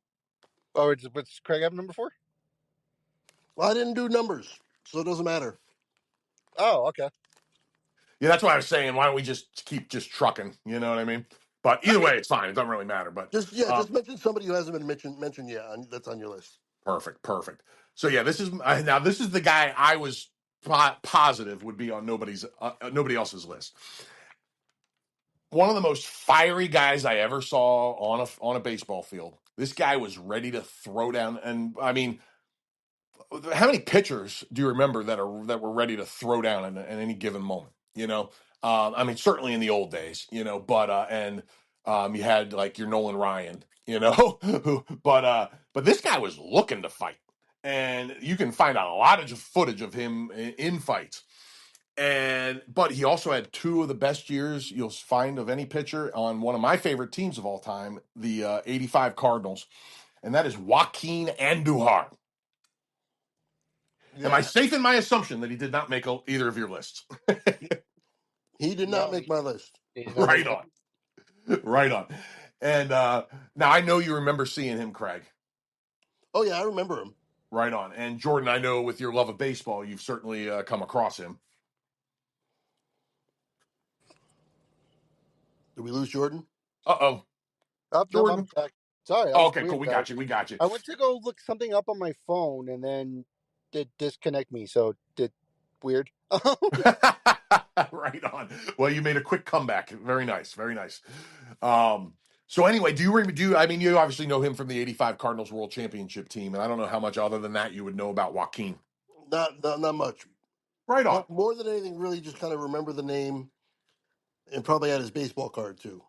Right on. Okay. Well, I'm going to tell you one of my if you there's some great Joaquin Andujar quotes and it's really cool because it's from a guy who when he was signed didn't speak a word of English, that he has a page full of quotes on Baseball America, or whatever it's called. My favorite one is his quote that he said, "One word in America says it all. You never know."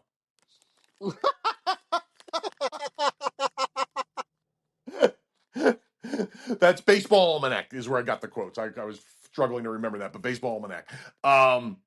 So here's some stuff about Joaquin. And if you want to look up anything about Joaquin Andujar, just look up him getting kicked out of the '82 games World Series Game 7. Him wanting to fight Don Denkinger in the '85 World Series, the famous bad umpire who made that call, who was behind home. I think he was behind home plate in Game 7. What? What'd you find? So I see this. He's part of a game and he's warming up without a glove. Oh, dude, he was one of the best showmen. He would put. It's funny because when you brought up the meditation, when he started a game, he had this whole routine he would do, and while he was so warming up before the game starts, when other guys are doing the infield ground, tossing the balls around and all that fun stuff, he would do his normal warm up routine, and then on the last pitch, he would meditate. He would stand there with his head down for as much as 10 seconds, sometimes only a second or two, and then he would have the glove under an arm. He would flip the ball up, snatch it out of the air with one hand, and then wing the ball as hard as he could to the catcher. He ended it almost a split. There's footage that I just found that he literally fell down because his split was so deep. Yes. Yes. He Wow. he was a wild man, bro.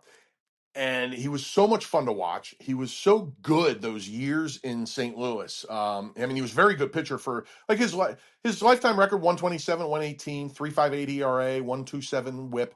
Solid, not Hall of Fame or anything, but solid. But he had a run with the Cardinals, man. 82 was his best season ever. He pitched 265 innings, had a 2.47 ERA and a 1.08 WHIP. The year they went to the World Series, though, the year they won the World Series, he was 21-12 with a 3.40 ERA and a 1.28 WHIP. He was a maniac. All right, like he was in a fun way. Like he was a great teammate if he was on your team, and he was hell if you were on the other side. In fact, he was a little tricky if he was your teammate, apparently, too, because Whitey Herzog had this quote about managing Joaquin Andujar. It was no problem getting along with Joaquin. I didn't talk to him on days he was mad, and he was mad all year long, so I never talked to him.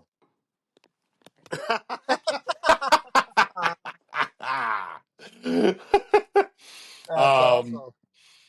Let's see here. I have a few other quotes. Oh, he said this: "You can't worry if it's cold. You can't worry if it's hot. You only worry if you get sick, because if you don't get well, you die." What? Yeah, yeah. He famously was the sports writers had a big. He was hated by sports writers. He was very Albert. It was very Albert Bell-esque. Craig. Okay. He had a I don't have it written down, damn it. But there was a year where he should have finished top 5 Cy Young, and he didn't even finish in the top 10. Like it was clear. It was that '82 season, and it was like just crazy stuff where he didn't get voted for things by the press ever.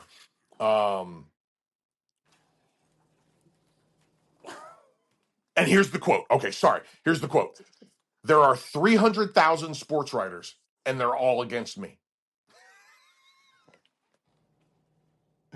That dude had a chip on his shoulder, and he was priceless. And if you watch his pitching, his arm angle changed almost every pitch. He was shredded early in his career, not muscular, but just tight. You know what I mean? And he was ready to go at any given moment. And he was just fun to watch, man. Fun to watch. I remember him, like I said, probably had his baseball card, things like that, but I don't remember any of those specifics about him at all. Well, see, this is the difference. And back then, Craig, being an American League fan and a National League fan made a big ass difference. Yeah, because I never I saw him.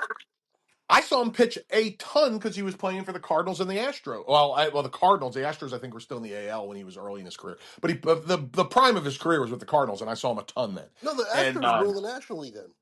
were they? Oh, that's right. They switched to the AL. Yeah. So Yeah. his first his first from 76 to 85, it was all NL. And then he got traded to Oakland and he had one half like decent year and then his career just fell apart. So the little you got to see in the AL was at the tail end. So yeah, he was fascinating, man. There was always something interesting was going to happen when Joaquin Andujar was on the mound. Always.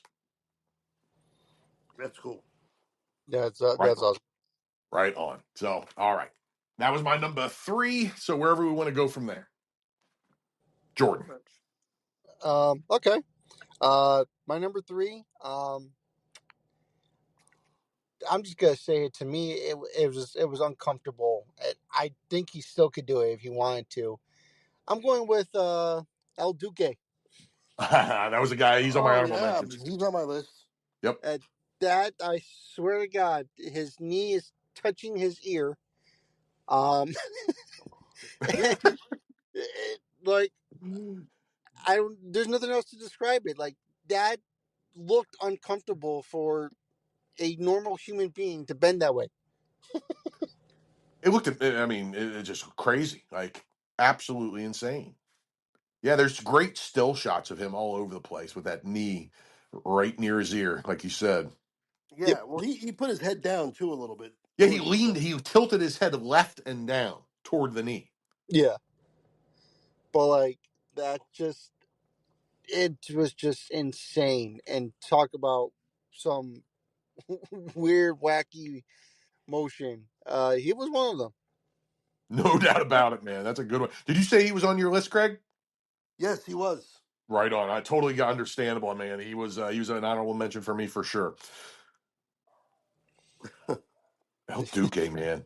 That's so awesome. That's a good one. That's a real good one. El Duque. God, and Yeah. one of the best nicknames. That's a great nickname. Yeah. Yeah. Oh yeah, El Duque, the Duke, Yeah. absolutely. And I Yeah. tell you what, he was kind of average during the year and actually got hurt quite a bit during the year.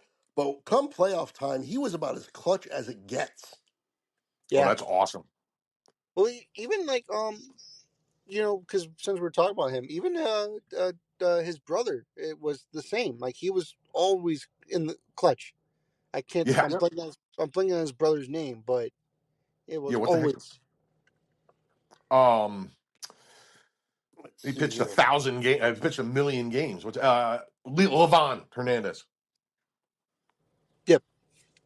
Yep. Yep. Okay, so yeah, El Duque's 9-year career, his career ERA ended up being 4.13. But Okay. and I'm just assuming I'm correct. Could be Hopefully, wrong. it's not like when Geraldo opened up Al Capone's vault, Craig. Right. All right. Where the hell's his ERA? Okay, his 7-year start. 7 years he was in the playoffs. He was in 15 series. Career ERA of 2.55. Damn, you were on that. Wow. ALCS. I'm sorry, ALDS. Career 1.76. Good lord. ALCS 3.26. Okay, but World Series 2.20. 4-1 record. Started 4 games. Was appeared in 5 as a reliever in 1. And his Man, that's whip. incredible. Yeah, his whips were all 1.1 for like his career postseason 1.2, but he had some 1.1s in there for some years. And yeah, I just remember It's almost kind of like Mike Giancarlo Stanton now, Yeah. where I don't give a crap what he does in the regular season, and usually it's actually not that great. But for whatever reason, he just mashes in the postseason, like he did last year. Yep. That's so So, awesome. but yeah, That's during the awesome. year, I can't like not to go on too much of a tangent with Stanton, but during the year, I can't stand him. He's like one of my least favorite players. Yeah, yeah, yeah. It's got to be incredibly frustrating. Yeah, 210 strikes out 5 times a game, and runs into one 23 times, and that's it. But we'll hit Strange nine a in the Hanny. postseason. But we'll hit nine in the postseason. Right, right. Yes. And oh man, what a fascinating last 5, 6 years for Stanton, huh? Well, to me, it speaks to him. Like you can do it, but like you don't give a shit to do it in the regular season.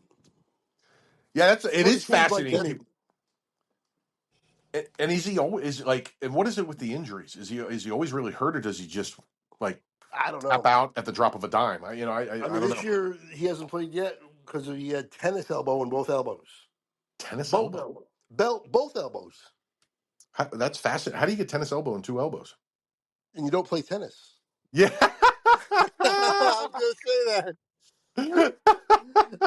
No, I don't know. He hasn't played yet, and like I said, I really don't even care if he plays in the regular season. Just come up, play the last 3 weeks of the regular season to get ready, and then play in the postseason.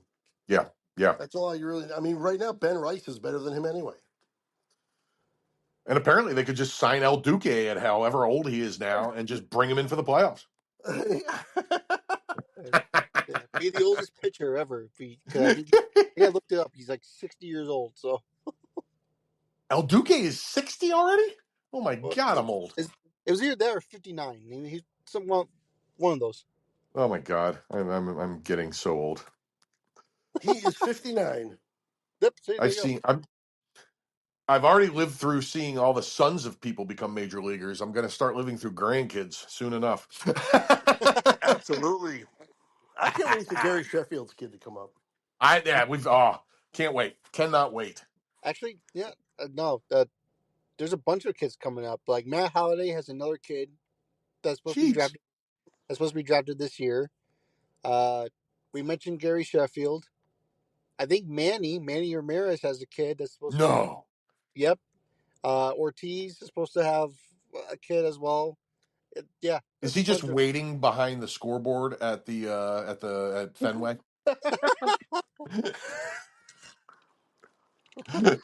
I would pay to say that just to be like just once. Just can you do that like where your dad did? Oh, it's so awesome, They man. actually threw a pitch once, and he wasn't out yet. I remember that. Yes, I Like a remember Yeah. this. real pitch that if it would have went in right field, there would have been no right fielder or Oh, left fielder, left left. fielder, Yep, yep, yep, yep. Yep. Oh, Oh God, god. so funny. because That guy was so amusing. he was still going to the bathroom in the scoreboard. He one of a kind, man. One of a kind. Uh, That dude. Only, I mean, what? How? The only one of the great regrets in baseball history is that he and Ricky Henderson didn't cross paths. I know. Can you imagine? I remember one time when Manny dove to cut off a throw, and like made like this ridiculous catch, and there was no reason to cut it off. yep. And he got up and he's like, "Well, I guess I'll kiss away my Gold Glove for this year," as if he was ever in contention. Not even close. Yeah, he made this one great catch. It was cutting off a throw from That like is awesome. from like a Johnny center Damon. fielder. Yeah, was it Johnny Damon? It was Yeah. ridiculous. He cut it off for no reason. Oh, that's so awesome. That is so awesome. Oh, that's great. And a rare Johnny Damon throw that wasn't going to hop 7 times before it got to second base. That's probably why he was thinking he should cut it off because Johnny Damon's got no arm. I'd have Yeah. loved to seen a throw off between like him and Kenny Lofton and a few of my other favorite players that had candy arms. Who's the? There was another one. Who's the guy that played for the Marlins? Oh my God! Oh, I'm not going to come up with it. Dang it! Devon White. That's a great one. Not who I was thinking of, but that's a great Actually, I one. think Devon White had a great arm. He But had the a other great one, arm, I and he think, was like a deer in the I think outfield. it was an older guy because the other guy from the Marlins was Juan Pierre. That's it. That's it. Oh, Thank you. That guy and Johnny Damon would take 10 throws to get it from the center field wall to the catcher.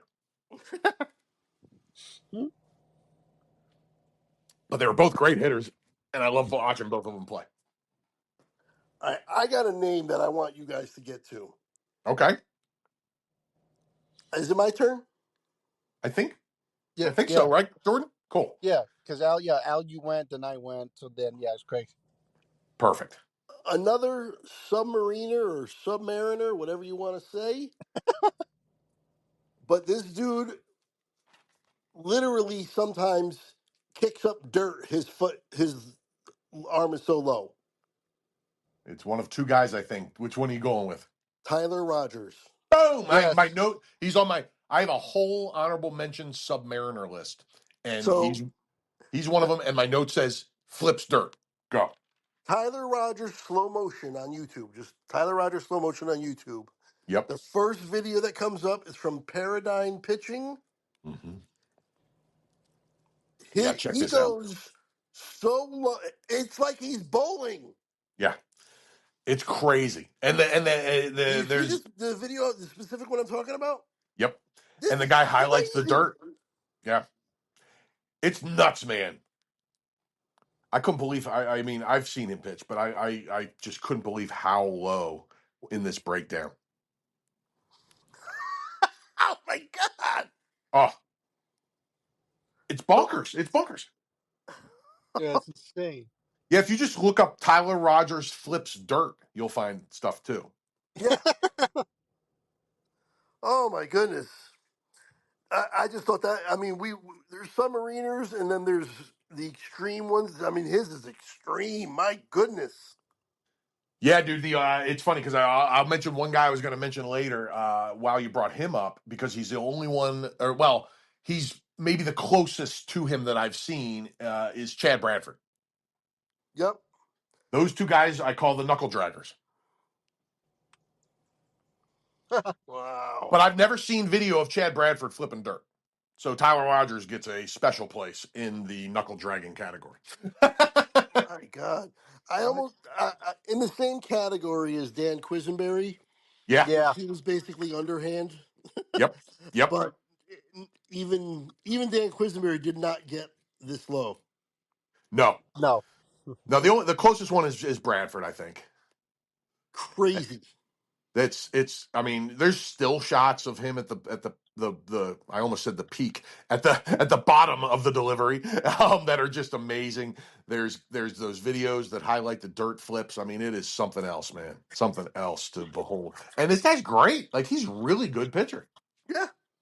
You know, I mean, I talk about guys the Phillies could use this year in their bullpen. My God. Yeah. Right.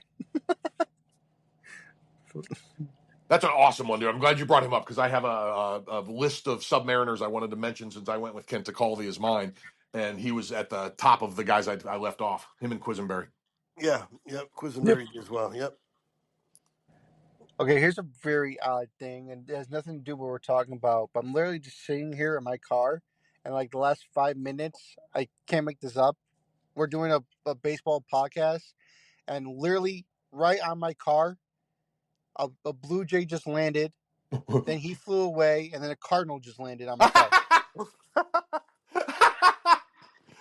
That's amazing. Go. Okay. Orioles next, maybe. Yeah. That's Look for what an I'm Oriole. looking for. Look for an orange Oriole. Oh, that's so funny, man. I love it. I love it. Oh, and That was Soljul, by the way, my buddy Soljul considers Cardinals a major good omen. well, that's good. So you got good juju coming your way now, Jordan, according to my buddy Joel. Okay, yeah, well that came out last, so I'm hoping. There you go. There you go. That's the most important one. Nice. Oh, I love it, man. That was awesome. Okay, so does that go to me now? Was that yours, Craig? Yeah. All right, Yeah. sweet. So I have two left. I'll go with one of them. And this is a guy, I'm pretty sure this guy's not going to be on your list either. I'm almost as confident as I was with Joaquin Andujar. But he didn't come to mind immediately, but I stumbled onto him doing research with other people. And I was like, "Oh my god, I forgot all about him and he has to be on my list." And when as I did the research, I bumped him all the way up to number 2 because it was so much fun. Do either of you guys have Al the Mad Hungarian Herbowski? No, No, but but I I know wish about I him. did. Say that again? I wish I did. Okay, okay. And Jordan, what did you say? I said nope, I know about him. I love it. Yeah, I know Okay. about him. Yeah. All right. So check out Herbowski, which is spelled HRA Bosky. Um, umpire confrontation. I know. I think I know the video you're talking about.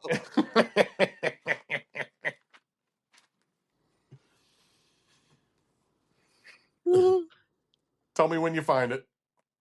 And if people at home look this up, this has nothing to do with his pitching motion, but it is so much fun. We have to do it a part.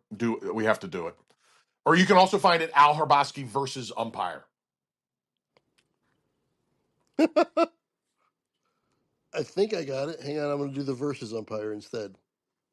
Oh my god, I love that. That's like the most famous clip of all time. Yes, you found it. Tell Craig how to find it because I'm having a hard time finding it again now, which is weird because I found it before. But basically, what I just looked up Al Humbaski, and then I looked up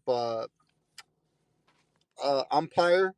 I mean, it's not really a good one, but it does Oh, show. It says conversation. Oh, Matt Al Hungarian umpire conversation with Bob Engel. that's the key. You got to get Bob Engel in there. I forgot. That's the key. I Yeah. think. So it's just so stupid. I love it though. So Basically, while you're looking for it, Craig, what happened was Herbowski got a ball. Herbowski was famous for rejecting balls, by the way, and it irked some umpires. He got a ball. In his words, he said it felt like the size of a grapefruit, so he tossed it back. The ump didn't like it, so he winged the next ball out into the outfield. Oh, Herbowski takes a few steps towards the ump, just kind of stares at him, and he looks at the ball, he looks at the ump, and then he lobs it underhand to the ump. The ump then rolls a ball towards him, then rolls another one towards him. why can't I Her- find this? I don't know. I found it so easy, and now I can't find it again. I don't know why I can't find it. Maybe if you Google instead of go to yeah. YouTube. So go on Google and look up Al Herbansky umpire, and Bob Engel. Put Bob Engel in there too. Al yeah, Herbowski, Bob Engel.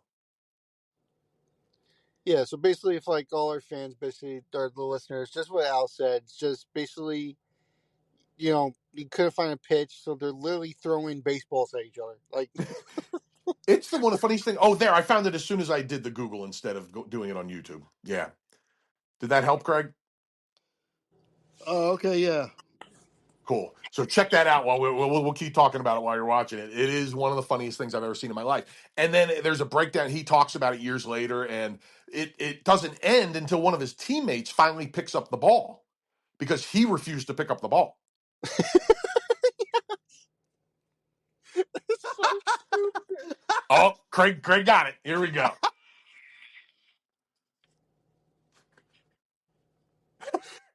I think we lost Craig due to laughing. He's watching it. We'll just pause until he's done because it is.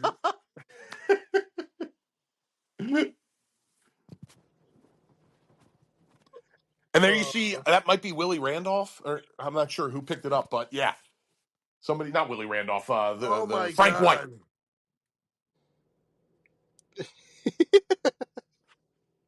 How awesome is that, dude? Oh, that's so awesome. It was Oh, only 3 balls? Yeah, it's so awesome and random too. dude. I Oh mean, it's man, I amazing. love that.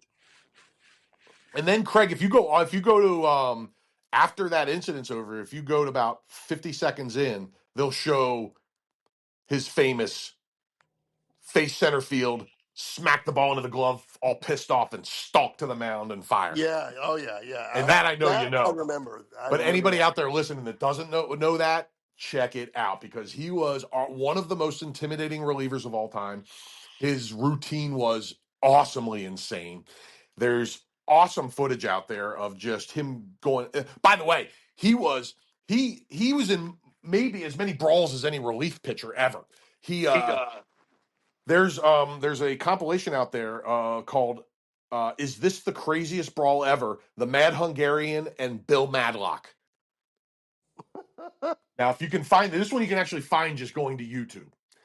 This is one of the craziest things I've ever seen, and it is worth taking a second for you guys to watch while we're on air. I think, if you don't mind pulling it up, I'll make sure I can still find it the way I found it Yeah, I yesterday. got it. Okay, so start checking it out. It says fight with an exclamation point, and then it says, "Is this the all-time craziest MLB brawl?" That's the one. That's the one. Go for it. He set the rosin bag on fire. Yeah, he set the rosin bag on fire.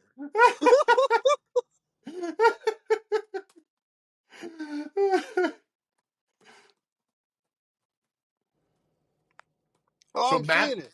you seeing it? Madlock got pissed because he didn't like his routine.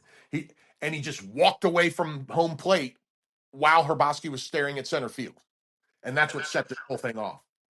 Now watch the rest of it. It's insane what happens, and we'll talk about it to the listeners in a second.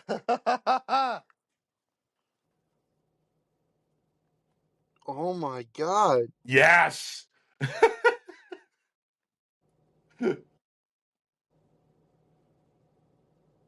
He just walked off. Madlock walks off, and then the umpire, yeah. The umpire starts calling strikes. Herbosky, he Oh tells my Herbosky, God. I'm gonna. He starts calling strikes on any pitch Herbosky throws. I like how the manager just gets. What the hell is the other batter doing? The other bat because the umpire started calling strikes because Madlock wouldn't come to the bat. So the other batter's like, well, somebody's got to hit this ball. They're calling strikes. Did you see that? He called a strike on a ball that was a foot above the catcher's head. Did you see that? Yeah. Yeah. And then finally Madlock comes running back out. And then they start swinging at Oh. the same time. You know what? Now that I'm watching this, I remember seeing footage of this. See, they probably didn't. The footage you saw probably didn't pick it up as early as this did. They caught it a little earlier than some of the footage I'd seen too. It's insane. It's one of the craziest things I've ever seen, and no surprise, the Mad Hungarian Al Herbosky is at the center of it all. And the ump just keeps calling strikes. And then a massive brawl breaks out. Oh, that's insane. What were they thinking when they were both up there with the bats?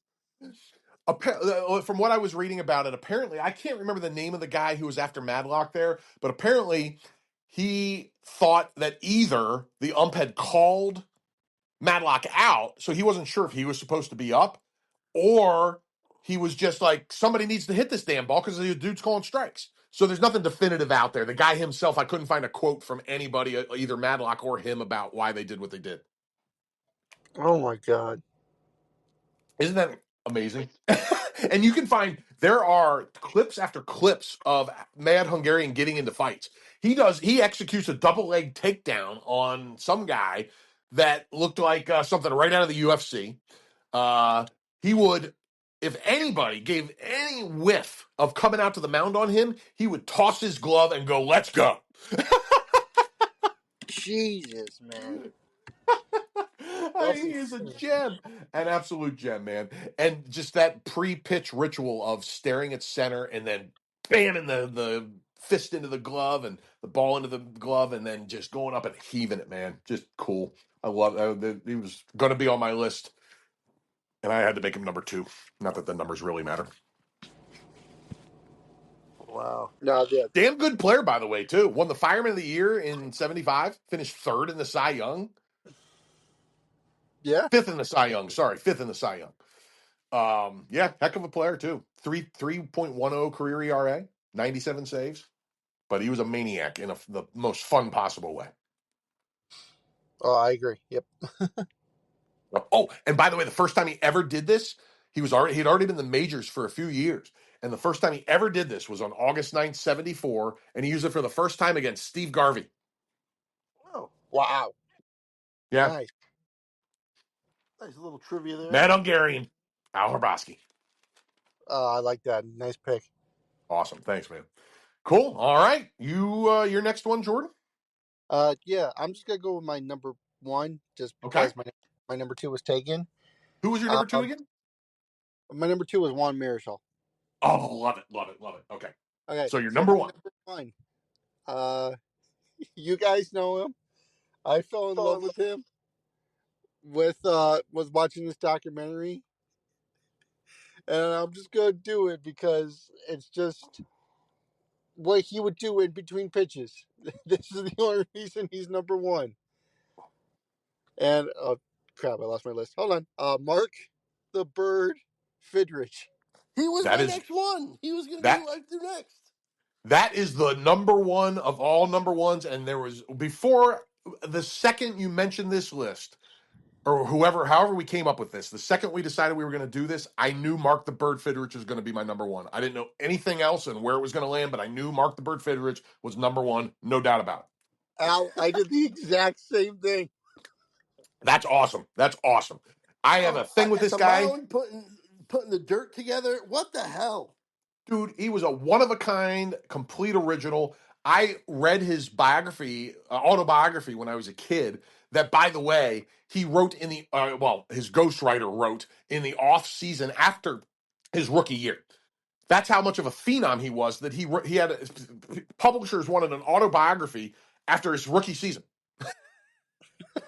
What the heck? Right? Right? He famously, I mean, this guy, dude, oh, and I will pause here and there because I'm so excited to talk about Mark the Bird Fidrich, but I have so much I want to say about this guy. First thing I want to say, he famously turned down a raise his rookie season. The Tigers did something most people don't do and then offer him a raise during the season. Okay. Now, check this out. His 1976 season, which is the one that made him the phenom, and look it up on Pro Baseball Reference, people, because it was one hell of a season.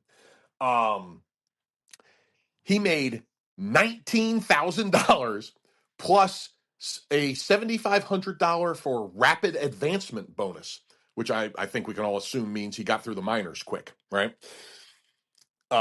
So he made a total of $26,500 for his incredible rookie debut season, which I'm pulling up the stats as I'm talking, is absolutely ridiculous. Yeah, Where yeah. are you, Fidrich? There he is. Okay, I got the stats. Sorry, I should have had that right away. Here we The go. bird. Dude, the bird. 76, he had a single season war of 9.6, which is a massive number. He was 19-9, 4, and by the way, this puts him in the category. You know, we talked in the greatest pitchers of all time. We talked about that Steve Carlton season for that epically bad Phillies team where he won something. I think it was 27 games for a Phillies team that won something like 50 something games. And it's considered one of the best seasons of all time by any pitcher because of his success with the crappiness of the team. Fidrich it wasn't quite on that level, but it was close. The Tigers were 74-87 that year. He went 19-9. Wow. Wow. Had a 2.34 ERA, a 107 whip, started 31 games and completed 29 of them. No, I'm sorry. Started 29 games and completed 24 of them. Sorry. Um, Pitched 250 innings. Imagine a rookie pitching 250 innings anymore.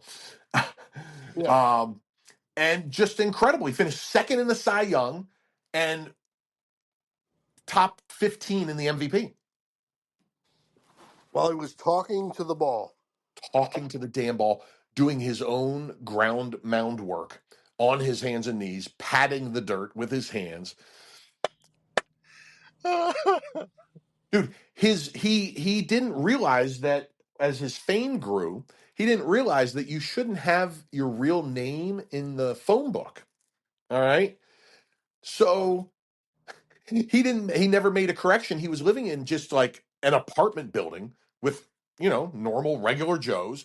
And all of a sudden, after his first month, people just started showing up at his apartment all the time. He'd be hanging out in his house while home, no, while not on the road in his apartment, and there'd be 10 people sitting in the hallway drinking beer and hanging out and hoping he would poke his head out and say hi. What the hell? Yeah, dude. And that's how he lived while he did had that season. There was a article by Dave Marsh in Rolling Stone. He was such a phenomenon that he was on the cover of Rolling Stone in 1977. Yeah. And Wow. in that article, by the way, he was 6'3", 175 in his prime. And in that article, the Dave Marsh, the guy who wrote the article, said he looked like the result of a mating between Harpo Marx and Stan Laurel. Now that is a massively old school reference, so if you don't know it, look it up. But it is perfect. Laurel of Laurel and Hardy, and Harpo Marx of the Marx Brothers. Perfect, perfect, perfect.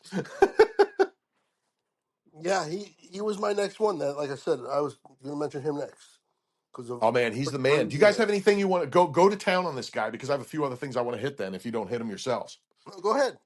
Mm, okay. So, a couple things about this guy that we didn't already mention. He ran to the mound and to the dugout at the beginning and end of every inning. Yep. Sprinted. Yep. He would, if a infielder made an especially good play, he would sprint around the infield, shaking all their hands.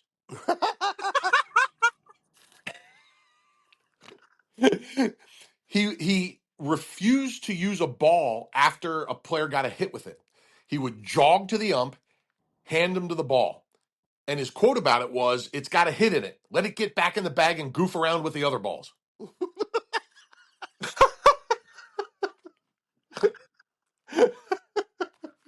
Oh my That god. is gold. Oh, this guy, man. Like, if you didn't, like, I was 2 years old in 1976, and Craig, I guess you would have been one, right? Yeah. So it's not like we remembered this happening. But the lore of baseball being what it is, it was almost like I lived through it because it was I read the book. There would still pop up you would see little clips of him doing his thing on This Week in Baseball and stuff like that. One of the most fascinating characters in the history of the game, and one of the most brilliant rises and quick flameouts you'll ever see. But the rise is what matters to me, and he is one of the best characters. If you don't know Mark the Bird Fidrich, spend some time researching him. It'll be worth your time. Absolutely. Uh-huh. It 1000%. It's so fun. The guy is just, I don't know, it was entertaining to watch. He brought the goofiness to baseball, really. Yes. Yes, that's perfect. Yeah, that's Which like absolutely perfect. you don't see anymore. Let it 100%, man. let it go in the bag with the other balls and goof around. Goof around with the other Dude, balls. isn't that great? Isn't that great? Oh, man, and he also, by the way, he saved two kids from a burning car one time. What? Yeah, there was a couple other teammates around. I don't have this whole story totally 100% clear. Let me see if the quote I wrote down explains it better than I can. No, not really. So, well, here's what I got out of the research I did. So, it was sometime, obviously, it wasn't at a ballpark. It was in his off time, and there were a couple other teammates around. I don't know who the teammates were, but it was a teammate that told this story years later. I found it on the Mark the Bird Fidrich Foundation website. Okay. And everybody, this car came just hurtling towards them out of nowhere on fire and crashed into a tree. And everybody was just standing there stunned, except for Mark the Bird Fidrich, who sprinted towards the car because he heard kids screaming, got one burning kid out of the car, carried him away from the car. All the other people are just standing there with their mouths open. Another kid starts screaming. Mark the Bird runs back to the burning car and gets the other kid. Everybody else is just standing there with their hands in their pocket. Mark Wow. Bird saved two kids from a burning car and then went and patted some dirt. I And mean, talk to the ball.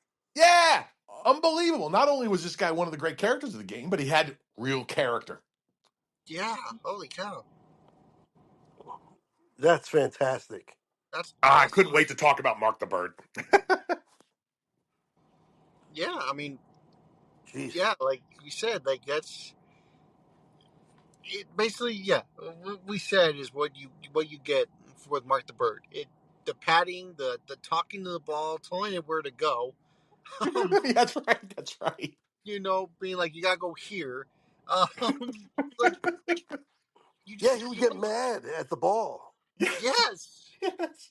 and you don't see that anymore. Like I swear, he was.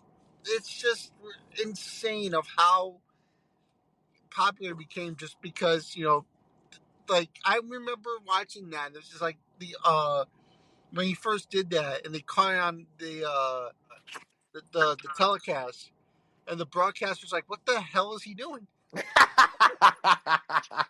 Like I had an image of the broadcasters looking at each other, and been like, "You're seeing this, right?" Yeah, man. He became a national celebrity when he shut out the Yankees in July of that season, I think it was. And you do that to the Yankees, you get on the national radar. And the fans wouldn't leave. They were chanting and chanting. And Mark the Bird was such a humble dude. He had no interest in taking a curtain call. He was not that kind of guy. And finally, Rusty Staub was like, bro, you got to do this. This is like, I know you're trying to be humble, but this is the right thing. You got to go out there. And he ended up taking one curtain call, another one, and another one. They would not leave. He was there I think it went on for like 2 hours or something. Oh, that's so awesome. That's Yeah, so man. great. Incredible. Incredible. Yeah, that's a fun one. So, okay, man. Mark the Bird. I think we did it. Anybody else have anything else on Mark the Bird? I think that's it.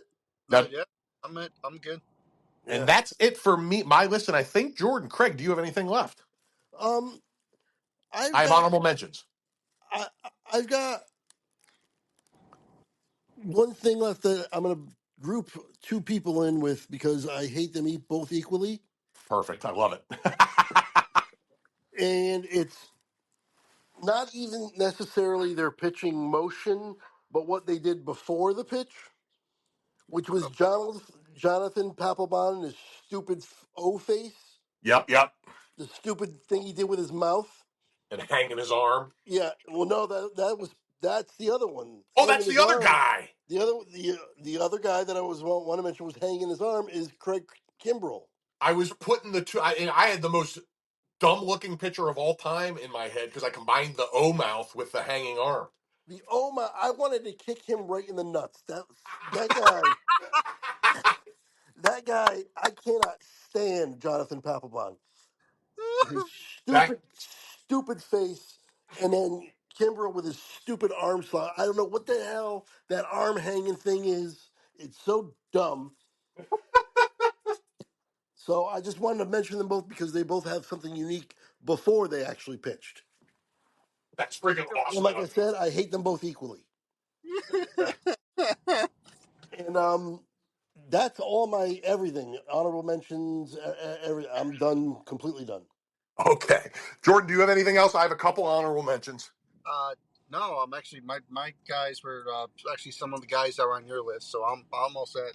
Okay, just a couple things real quick. I think I have a couple Submariners I want to hit, and I think that might be it. Let me just make sure I'm not forgetting anybody.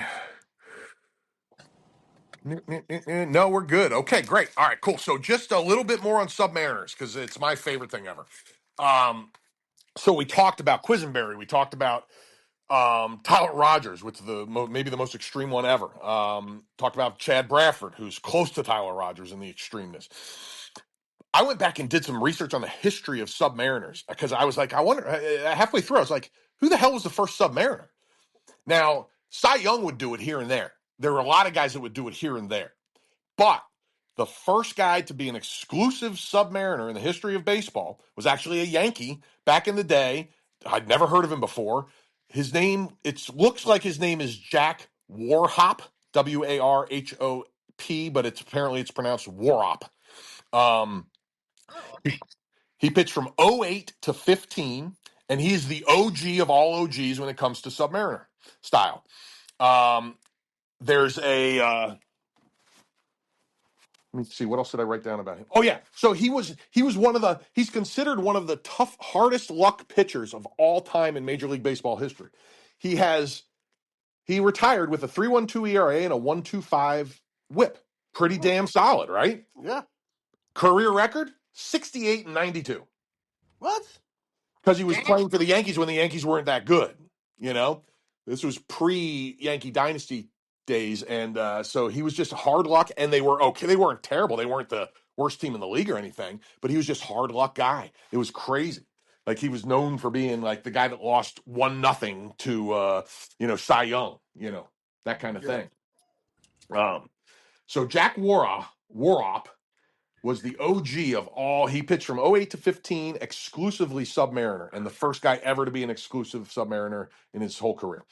Um, there's a That's and excellent. That's cool. then the last guy I want to mention is Carl Mays. Now this is a guy I had never heard of, but if you look him up on Pro Baseball Ref or Baseball Reference, I mean, I'm going to pull it up while we're talking because I need the numbers. This guy. Oh wait, why is that not coming up? Did I spell it wrong? Carl. Oh no. Oh, the whole thing falls apart if I don't have his. Oh, it's spelled like Willie Mays. I was spelling it like I can't get out of this maze. Now, Carl Mays was a badass, like a legitimate, like really damn good pitcher, and he was the first guy to have like big success as a Submariner. Yeah, his two best seasons ever were 1920 and 21 for the Yankees. He went 26 and 11 and 27 and 9. Had an ERA of 3.06, 3.05, whips of 1.26 and 1.21. His career whip, though, is 1.207, so he got better in the whip department as time went on. And his career ERA is 2.92. So I guess he had other freaking awesome years. He won 207 games and has a career WAR of 51.3. Wow.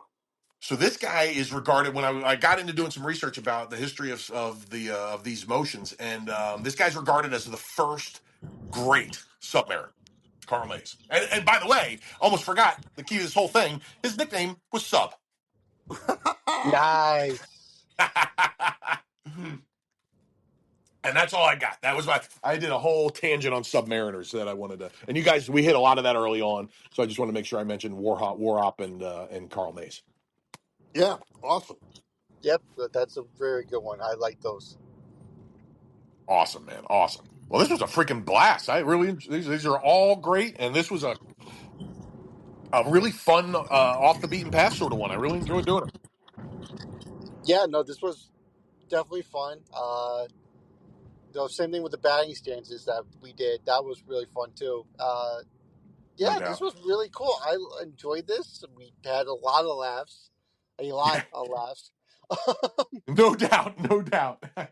Yeah, so yeah, this was really fun. I really enjoyed this one, and I'm glad you guys enjoyed Absolutely. it as well. Yep. No doubt. So much All right. fun. Thank you as always. And by the way, we had Craig's daughter debut on the pod too. We can't gloss over that. Yes. Yeah. I love it. All right. So I'm actually gonna bring up another top 10. Oh, Al, I know off camera or off whatever the hell you want to call this. I can't think of the word. Off off air. mic. Off Yeah, air. Mike. Off air. Yeah, thank you. Couldn't get the word out of my mouth. But I know you mentioned it, so I kind of want to run into you guys. You guys want to do World Series, and we're not games, like actual World Series. Do- Top 10 greatest World Series. I love it. What do you think, Craig? No doubt. Yes. And Awesome. then we'll I'm in. and then later on we'll do a like in actual games, like the ones we thought were really good. But I want to do the World Series itself first. Love it. Absolutely love it. Count me in. Yes. No doubt. I'm in. I'm in. Awesome. So that will be the next one we do, which is World Series of all time. And then yeah, before we sign off, I gotta give you guys some shout outs, which is go check out Craig's Perks Recap channel where he does a bunch of stuff, baseball, music reactions, and also go check out the Aerosmith pod they just did, which was freaking awesome. I loved it. Thanks, Jordan. That was fun. It was a long one, but yeah. Yes, I mean, like I told you guys on the camera, your knowledge for Aerosmith is like mine with Fozzy. I can name every Fozzy song and I with the love it. I love but that, man. I love that. yeah, And Craig is the man with the knowledge with the Aerosmith. I mean, I'm an Aerosmith fan. Craig's an Aerosmith expert. yes, that To what some degree, yeah. You might be surprised to know there's people that know more than me. Well, there's always those guys. You know what I mean? yeah. There's the guys that have like, the website and they get the inside scoop from somebody in the entourage and that kind of thing. But yeah, but you know your shit. Oh yeah, I definitely know what I'm talking about. Trust me. Yes, ma'am. I So love it. yeah, That was a lot of fun to do. And thank you for saying that, Jordan. no, you're welcome. I mean, it was awesome. I enjoyed listening to it, and then of course go check out Al's channel, which is Soul Joel TV. The podcast is called Bring Them Out, which they did with blanking on his name. DJ, was it DJ Bob? DJ Bob, my man, my man. And I Dude, will say this very briefly about DJ Bob, just in case anybody has any interest in, might think about checking this out. I'm pretty sure that we are the only people at Sunnybrook in Pottstown, PA, at Soul Joel's Comedy Club, that has a house DJ who, one, has a degree in physics from Penn University, and two, shared classroom space with Elon Musk. Wow. wow, nice, He was at Penn when Elon Musk was there. wow. Yep. And he's the smartest DJ on the East Coast, I'm willing to wager. Oh, that's awesome. But that you guys, if any listeners out there, you gotta listen to it. That was like, I think it was like 25 minutes, and I swear to God, I felt like my insides were starting to hurt. That's how funny it You are awesome. Thank you so much, man. That's super cool of you. was. You're welcome. So, By the way, and if you like that one, go back and check out. Bob was on 2 previous episodes in season 1. I forget which one it was. I think it was the first one he was on, but don't hold me to it. One of those 2, he does the worm. nice. Yep, he does Oh, the that's so freaking worm. awesome. Bob is my age, by the way. Oh, I love it. That's awesome. You're the best, Jordan. Thanks for bringing that up. No problem. And you guys got anything else to add before we sign off, or? No, just thank you as always. Yeah, All right. I'm good too. I'm good too. All right. Well, thank you for joining us. Like I said, go check out their channels and their pod. Also, don't forget every Monday we do a weekly recap of the previous week in baseball. And Yes, make sure you guys check that out. It's very informative. Very. It's awesome. Really. Check it out, please. It's awesome. oh, thank you guys. I appreciate that. Really. And other than that, I will sign off, and I will see you all in the next one.